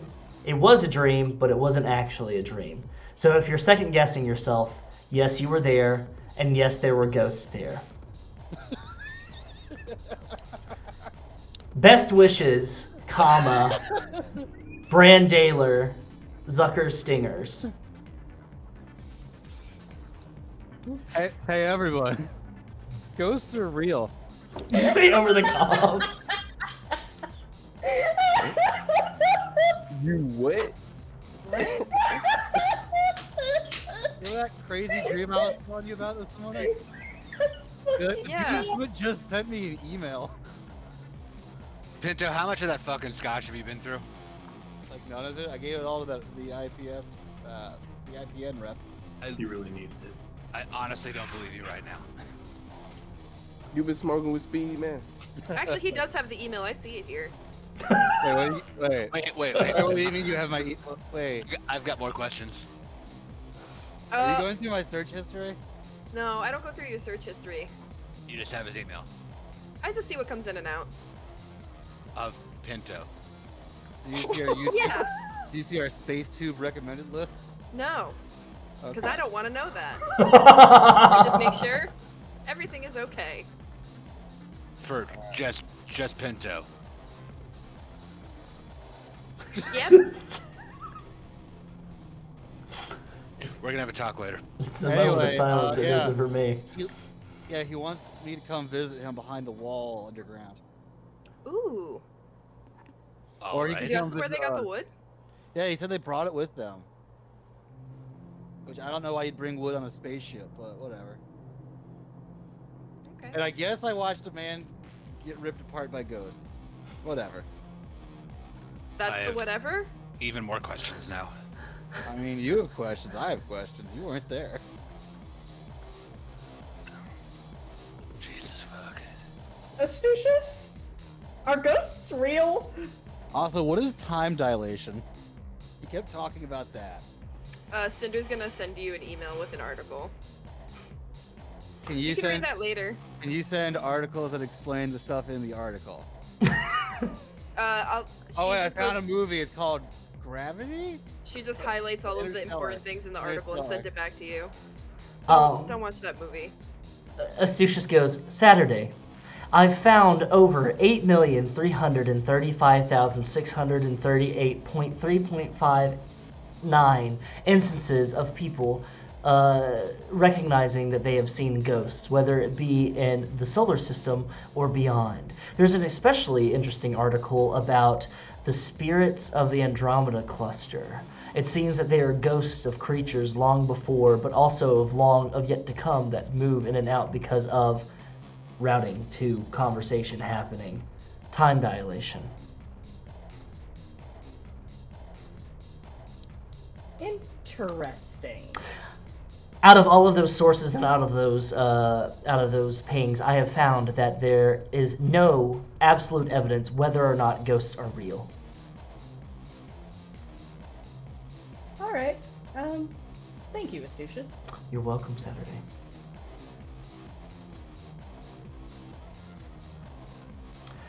You hear a ping on the communications. One of the comms team goes, all right, we're about 10 to 8 clicks out.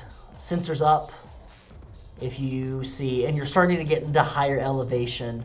There's more crags and you're having to make climbs and everything. Can I get everybody to give me another D20 check? And if they want to get some there quickly or anything like that.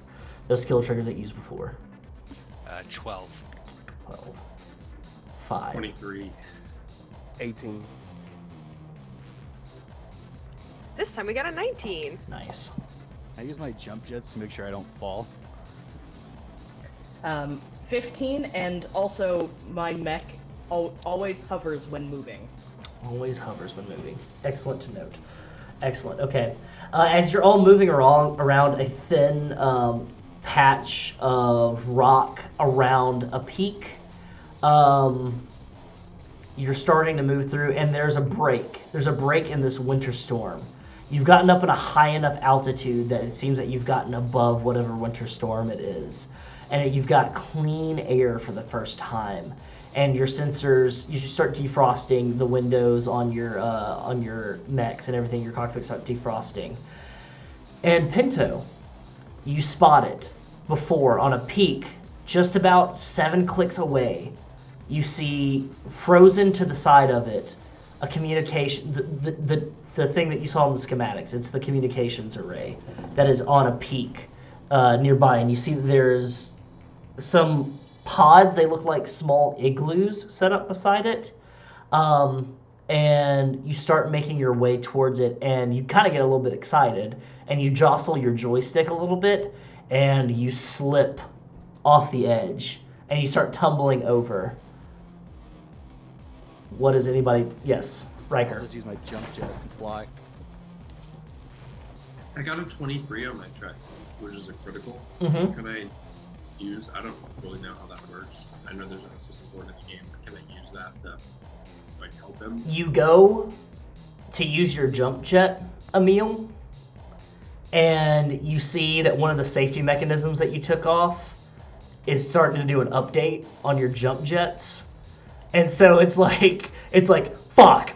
Now you do an update now. This is Malcolm's fault. This is and like, so you're trying to hit the jump jets, and then you feel a lurch as you see Riker has slid down a little bit and held on to the path and has grabbed the front of Snake 433, and kind of has like your arms and your legs, kind of like that, and he's caught you.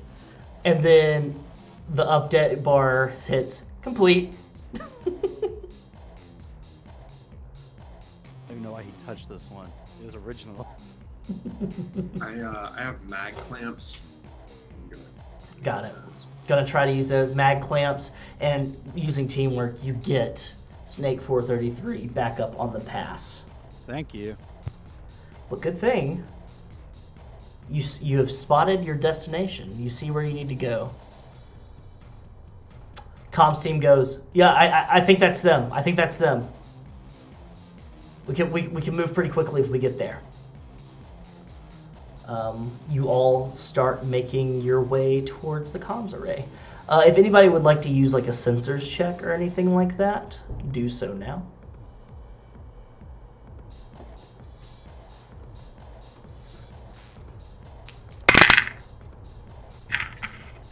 So for sensors, you don't have to roll. You just specify. Oh, it's just you specify. Okay, Oh, really? got it. Okay. Okay, excellent.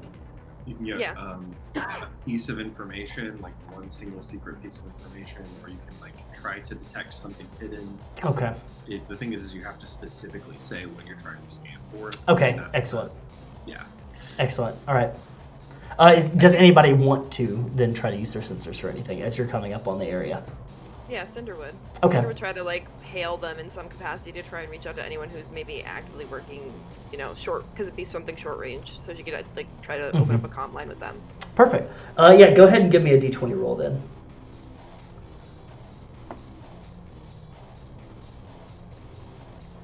That's a 1. You try to pick them up, and you're getting a lot of static, and you can kind of hear throughout there's some chatter, and you just hear a day, down, together, day, people, alone, day, down, together. Sounds like I'm getting some kind of repeated message. It's pretty garbled. You all get to a point where you're coming up close to where they're at, but there seems to be a massive gorge in between the peak that you were on and to get over to their side. You see the comms team. I'm gonna go ahead. Roll from here. They each have their suits kind of set up, and you see them bring up some tubes, and they shoot a harpoon into the rock behind them. And then you see them aim, and they bring out like a scope on the side, and you see them shoot harpoons that like spiral. They like spool and hit rocks on the other side, and you see them tighten them up, and they start riding them across. You all are in mechs, so it's a little bit different. Though some of you do have flight capability and jump jets and everything. Yep. I just look over and he's, we flying over, or the rest of you still grounded?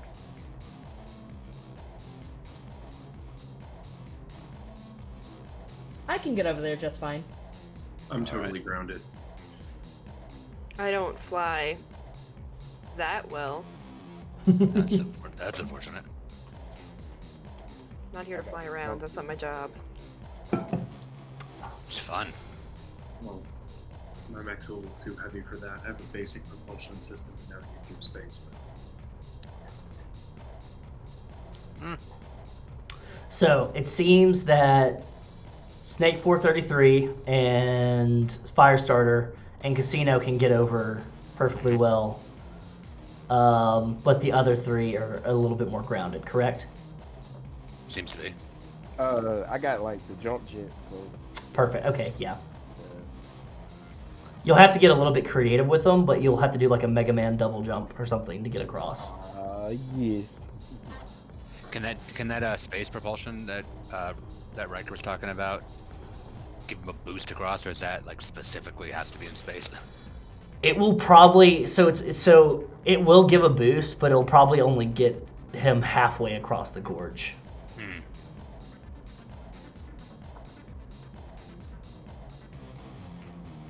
You're muted.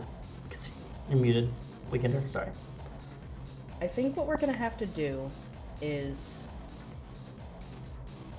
Let's see. HELLBEAST, I think you've got the best maneuverability. Probably. I don't think I'm going to be much help in this situation. My mech is a little fragile. It's not meant for hauling things, really. But I think between the three of you, if you can all get to the other side, you could probably, like, make a mech chain and help the other two across. I thought you were gonna say we like power of friendship this, and two of us lift off holding onto one of them. I mean, that would work too if you want to try it. Is there the gorge? Is it possible for us to climb it? Like, is the gorge like insurmountable? Is it like the pit of unknown depths, like from Lord of the Rings or something, or is it just like It would. Canyon? It would add extra time to you getting across. You could climb down, but it would be it would add like a half-day trek to climb down and then climb back up. Did what I say in total sarcasm, does that make sense? Yep. Like physics-wise? Yeah. All right, let's go. So, I mean, who's grabbing who then? I mean, y'all could. It's feasible that y'all could like albatross it, like, Yeah, or like which one? stork with a baby it. All right.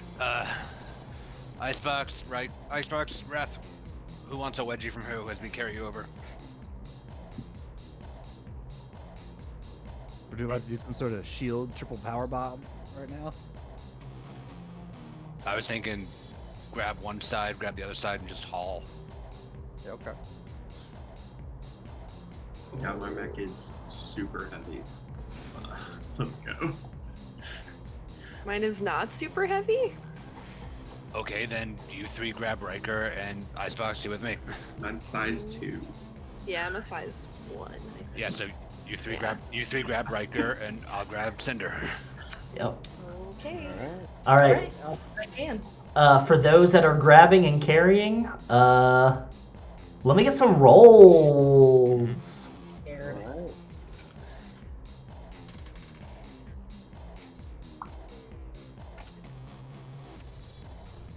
We adding anything or? You can add your grit to it, Okay. and if you got like a hauling skill 12. trigger, then 12, 12. No, again, it's only to get somewhere quickly. 16 total. 16 total. Without any skill trigger. Got it. 12, 16. Wes, would my custom skill trigger be applicable here? If you want to, go ahead and say your custom skill trigger for the audience. Saturday has a custom skill trigger called Machine Mind, where they have spent so much time linked into their NHPs through the Subjectivity Enhancement Suite, which, for those unaware, the Subjectivity Enhancement Suite basically jacks their brain directly into whatever they're connecting to and allows them to work on it in VR, which also, in some ways, gives the NHP direct access to their brain. I would say for this, since you're just hauling, I don't think that the skill trigger would work perfectly for it, but I will keep it in mind for other activities. So what did you get? That was a 11. Okay, so all successes. So it takes a little bit, and it takes a little bit of finagling, but you manage to get all 6 of you over the gorge and safely on ground. It looks a little bit odd, but it's you've done worse things for more clout. So that's more pointed towards Stall. Yeah. So you get over, and you see that the comms team are starting to make their way, and they're investigating different igloos and everything. And you see the comms array itself. It seems that one of the mech, like the legs, was broken on them, and there's some repairs that were being made, but they're having to work against high intense like repairs while there's freezing cold temperatures going on, so it's kind of slow going for them. But the other 3 have frozen into ice on the rock, so it's kind of glommed on the side. It is literally quite a Winnebago with a couple of satellite dishes and a tower on it. And you can see the back, there's a cover where that flechette turret is being covered up. And you see there's these small little like pods. They're these little igloo pods that are like high density tents for low temperature camping that are set up around the mech. Just looking over at the legs, they're frozen into the into the ice. Go. You guys want a hand with that? The comm teams go, yeah, we're kind of looking around seeing if we see anybody right now. They might be inside the mech proper and everything. As they're kind of like looking around the igloos, and they're like, just seems to be like tools and other things in here. I hope the bugs didn't get them. Well, in the meantime, I can thaw out these legs over here. Perfect, yeah. Any help that you can give us, and you can kind of see the angle that it's at. It's kind of tilted. That if you do it wrong, it might topple over the edge of the peak, because it is kind of like it got stuck while it was climbing up to the highest point of this mountain to try to get like the best kind of range available for the comms. So yeah, everybody goes, yeah, just make sure it doesn't tumble over the side. We're gonna look around a little bit more, and then we're gonna get started on repairing everything. Wrath, your mech is really heavy. Do you think you could hold the little quadruped in place while Stall thaws it? Easily. Well, there you go. Excellent. Help thaw it. Perfect. Yeah. While that's going on, Weekender and Drift and ICEBOX, what are you 3 doing?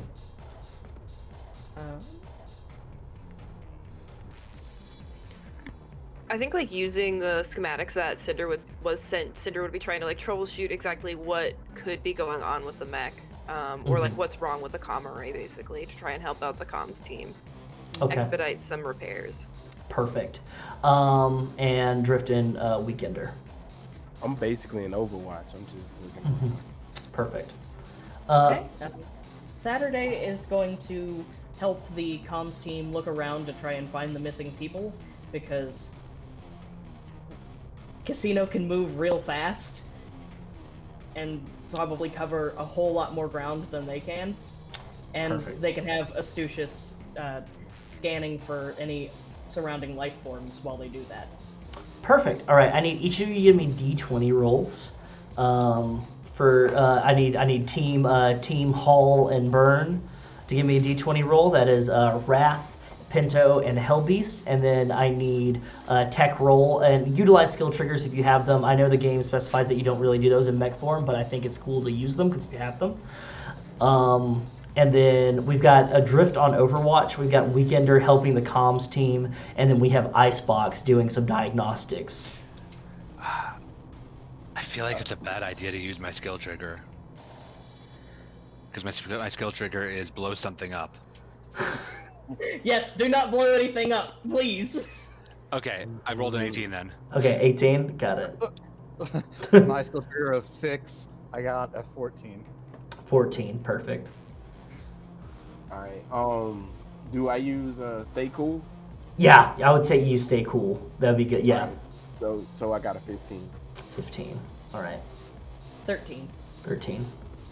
16. 16. All right. We get some exposition mode here. I'm just flamethrowering at this point. I literally just crank up the Krakatoa. Hall and Burn team, y'all are working together, holding on. Wrath, you're kind of like leaning back and providing a counterweight, while you are utilizing some platforms that you found nearby that seems like the team was building to make out their base while the mobile array was going to be here for a little bit, Pinto. So while HELLBEAST is melting with the Krakatoa, with the flamethrower, you're placing like platforms to catch the feet of this mech. So there's a stable platform for it to sit on. So you are essentially building a base around this thing. Yes, yeah, you. I was Yeah. using my annihilator to melt the ice. Oh, okay, yeah, yeah. You can be doing that as It vents my heat from the mech itself. perfect. You can be using that as well, and using that as almost like a soldering kit to help support the support beams of the platform, melting them kind of together so that they're just like. So it's like no screws are coming loose. Nothing's like this platform ain't going anywhere. Where's this platform going? Nowhere. ICEBOX, you're looking through, and you notice that there was a data purge by one of the team members, Hayes, but you're able to recover it. There was backups that you're able to get in contact with, and you're starting to back it up. And you get it online. Without the comm team, you get it online. They did a poor job of purging it, but it seems like they actively were shutting down long range comms and then you see there's a byline in the code that says no one should have come here. And then you kind of, that moment of when everything kind of opens up and you're getting pings from the NSF and other stuff, and you're getting a lot of different stuff, and you now have long range transpondents yourself and everything. Everything's being opened up. You're getting pings on social media if Cinder has them. All this kind of stuff. And you notice that there are some video files. And you start watching them. And you see it's the team. They're just going along, them fucking around, them having beer can bowling and everything. And messing around out here. They're the comms team. What do they just make sure that communications is running. And then you start seeing them get to this area and they find a cave. Saturday, you're walking around with the group and you notice a cave. And you walk over to it and you shine Casino's light into it, and you see some people in the back, and they're huddled over by a pitiful fire. And they look up, they go, "People are here." And they start standing up and start walking over. Drift.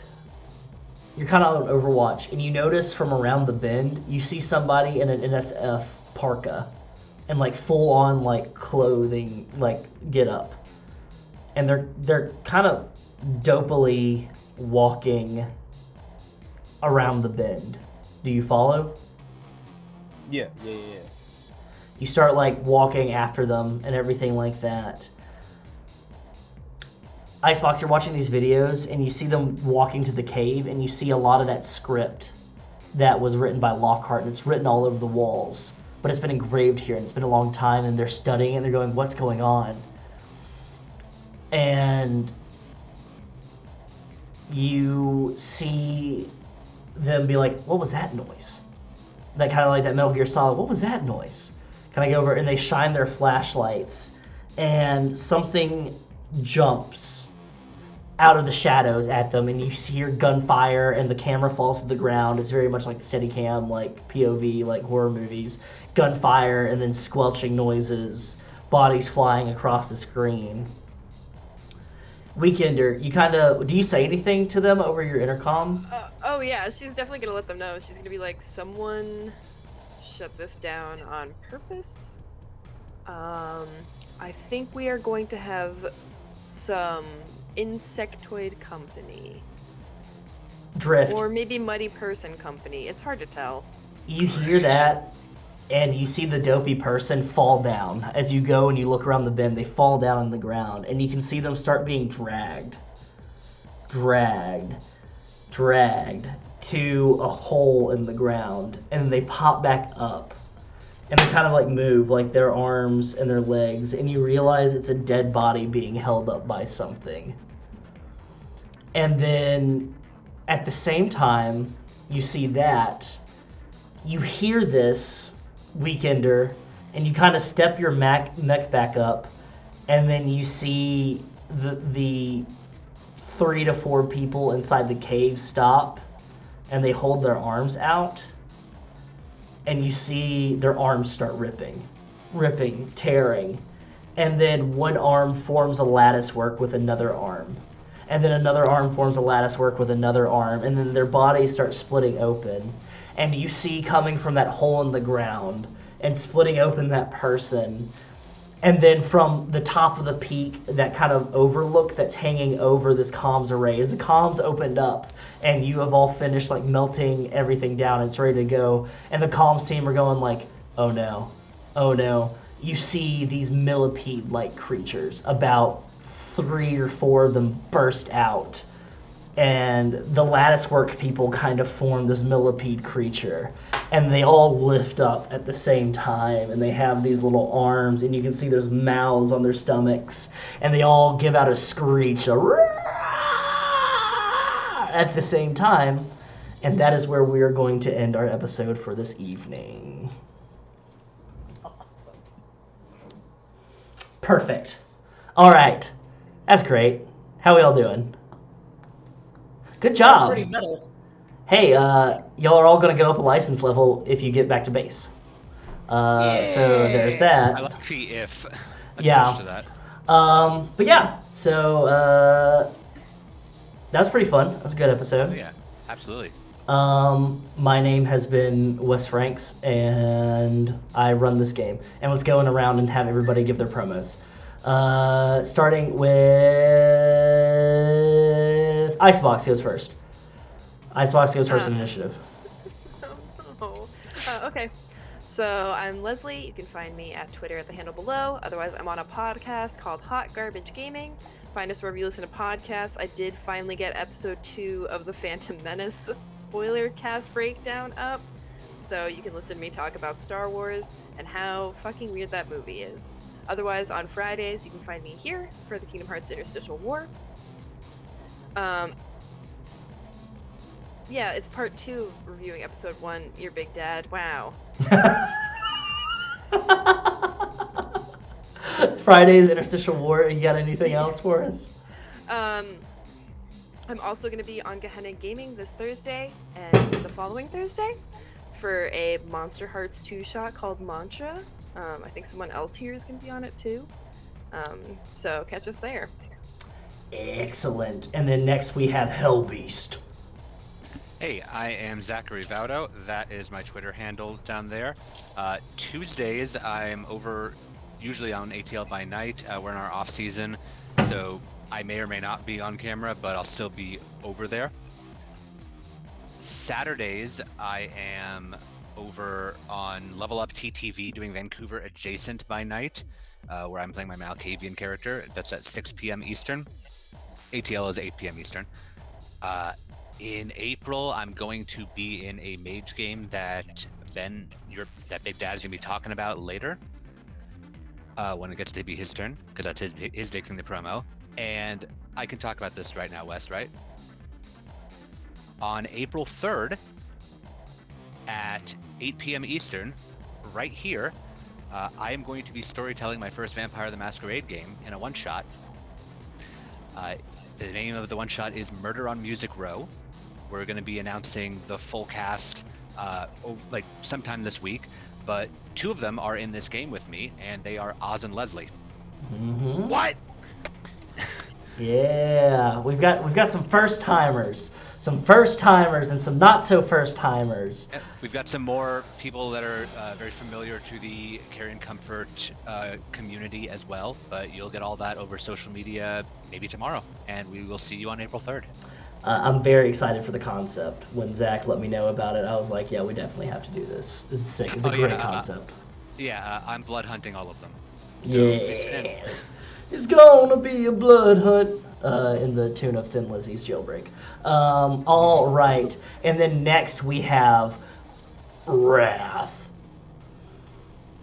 Hello, I'm Oz. I'm not actually real, but you can see me on Wednesday in part 2 of Solemn Vale. Watch part 1 on YouTube or on DMD, or don't. Come watch it anyway and just be horribly confused.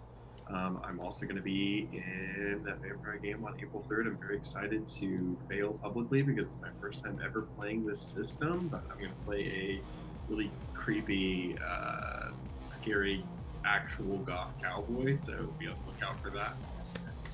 Amazing.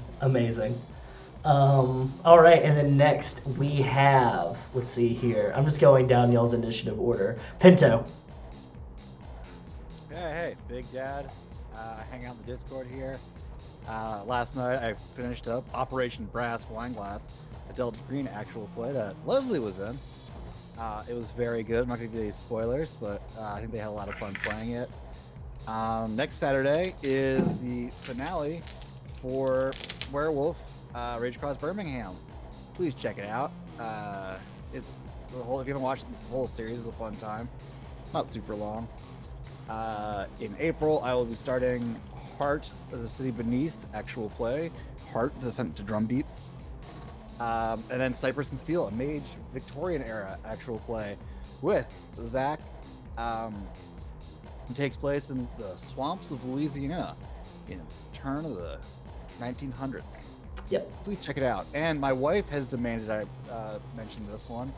Starting on March 24th, Gehenna Gaming has a cult actual play that she will be in, run by Marchosius. It's using the Cult Divinity Lost rule set like they did for Virtual HorrorCon. It's set in Silent Hill. Again, check it out. It's going to be sick. It's going to be a great My wife's time. in it. I highly recommend any cult game that Mark runs, having been in 2 of them. Be sure to warn. It might get too scary for you. His games get kind of intense. Yeah, it will be an intense time, but it'll be definitely worth it. That's why I recommend them. Yep. And then we've got Drift. I am the Phasing Octopus. That's my Twitter handle under me. I make music. I stream video games. I'm right now playing Shenmue 2 and Resident Evil 0. So come through, kick it. Perfect. I went ahead and dropped those links in the chat there for anybody that's watching on VOD, so you can see that. I've got all the Bandcamp, Spotify, and that Twitch right there. So go ahead and give a follow. Go buy some music. Go listen to it. It's great. It's great stuff. You hear a lot of it on this game. And then last but certainly not least, we have Weekender. Hey everybody, I'm Zeke. I have been Weekender. You can find me here on Twitch. I'm a mod for CCS under Firefly System. I'm also a mod in the Discord, which you should totally go join because it's awesome and we have a great time there. I'm also the founder and president of We Are Games, a transmedia interactive fiction company, which you can find on Twitter at the handle below my face. And I think that's all I got. Perfect. And everybody has said everything that I'm involved in one shape or another. I am in that Thursday night a Monster Hearts 2 game, Mantra. So I will be playing alongside Leslee and 2 other people that once it gets announced, then you will know. So go ahead and check that out. We've also got our own Monster Hearts 2 game coming up in April. So keep your eyes peeled for Comfort County High. Patreon, Discord, YouTube, follow on Twitch, follow on Twitter, all that good stuff. Buy merch at thirsttrapmothman.threadless.com. We've all said it before. You can see it here. So yeah, go ahead and check out all this wonderful stuff and go support these wonderful people and all the great projects that they're working on. Even if they're not a part of this stream, a rising tide lifts all boats, and I definitely love checking out all these things that everybody's working on. Thank you all for being wonderful players tonight. Thank you, and I promise we're going to be getting to a little bit more combat. There's a little bit more exposition heavy here this episode, but we're going to be getting to more combat. All right, I will catch you all later. I think we'll all catch you all later, and I will be seeing you this upcoming week on Wednesday. So have a great evening, and do not forget, comfort comes soon. Bye-bye.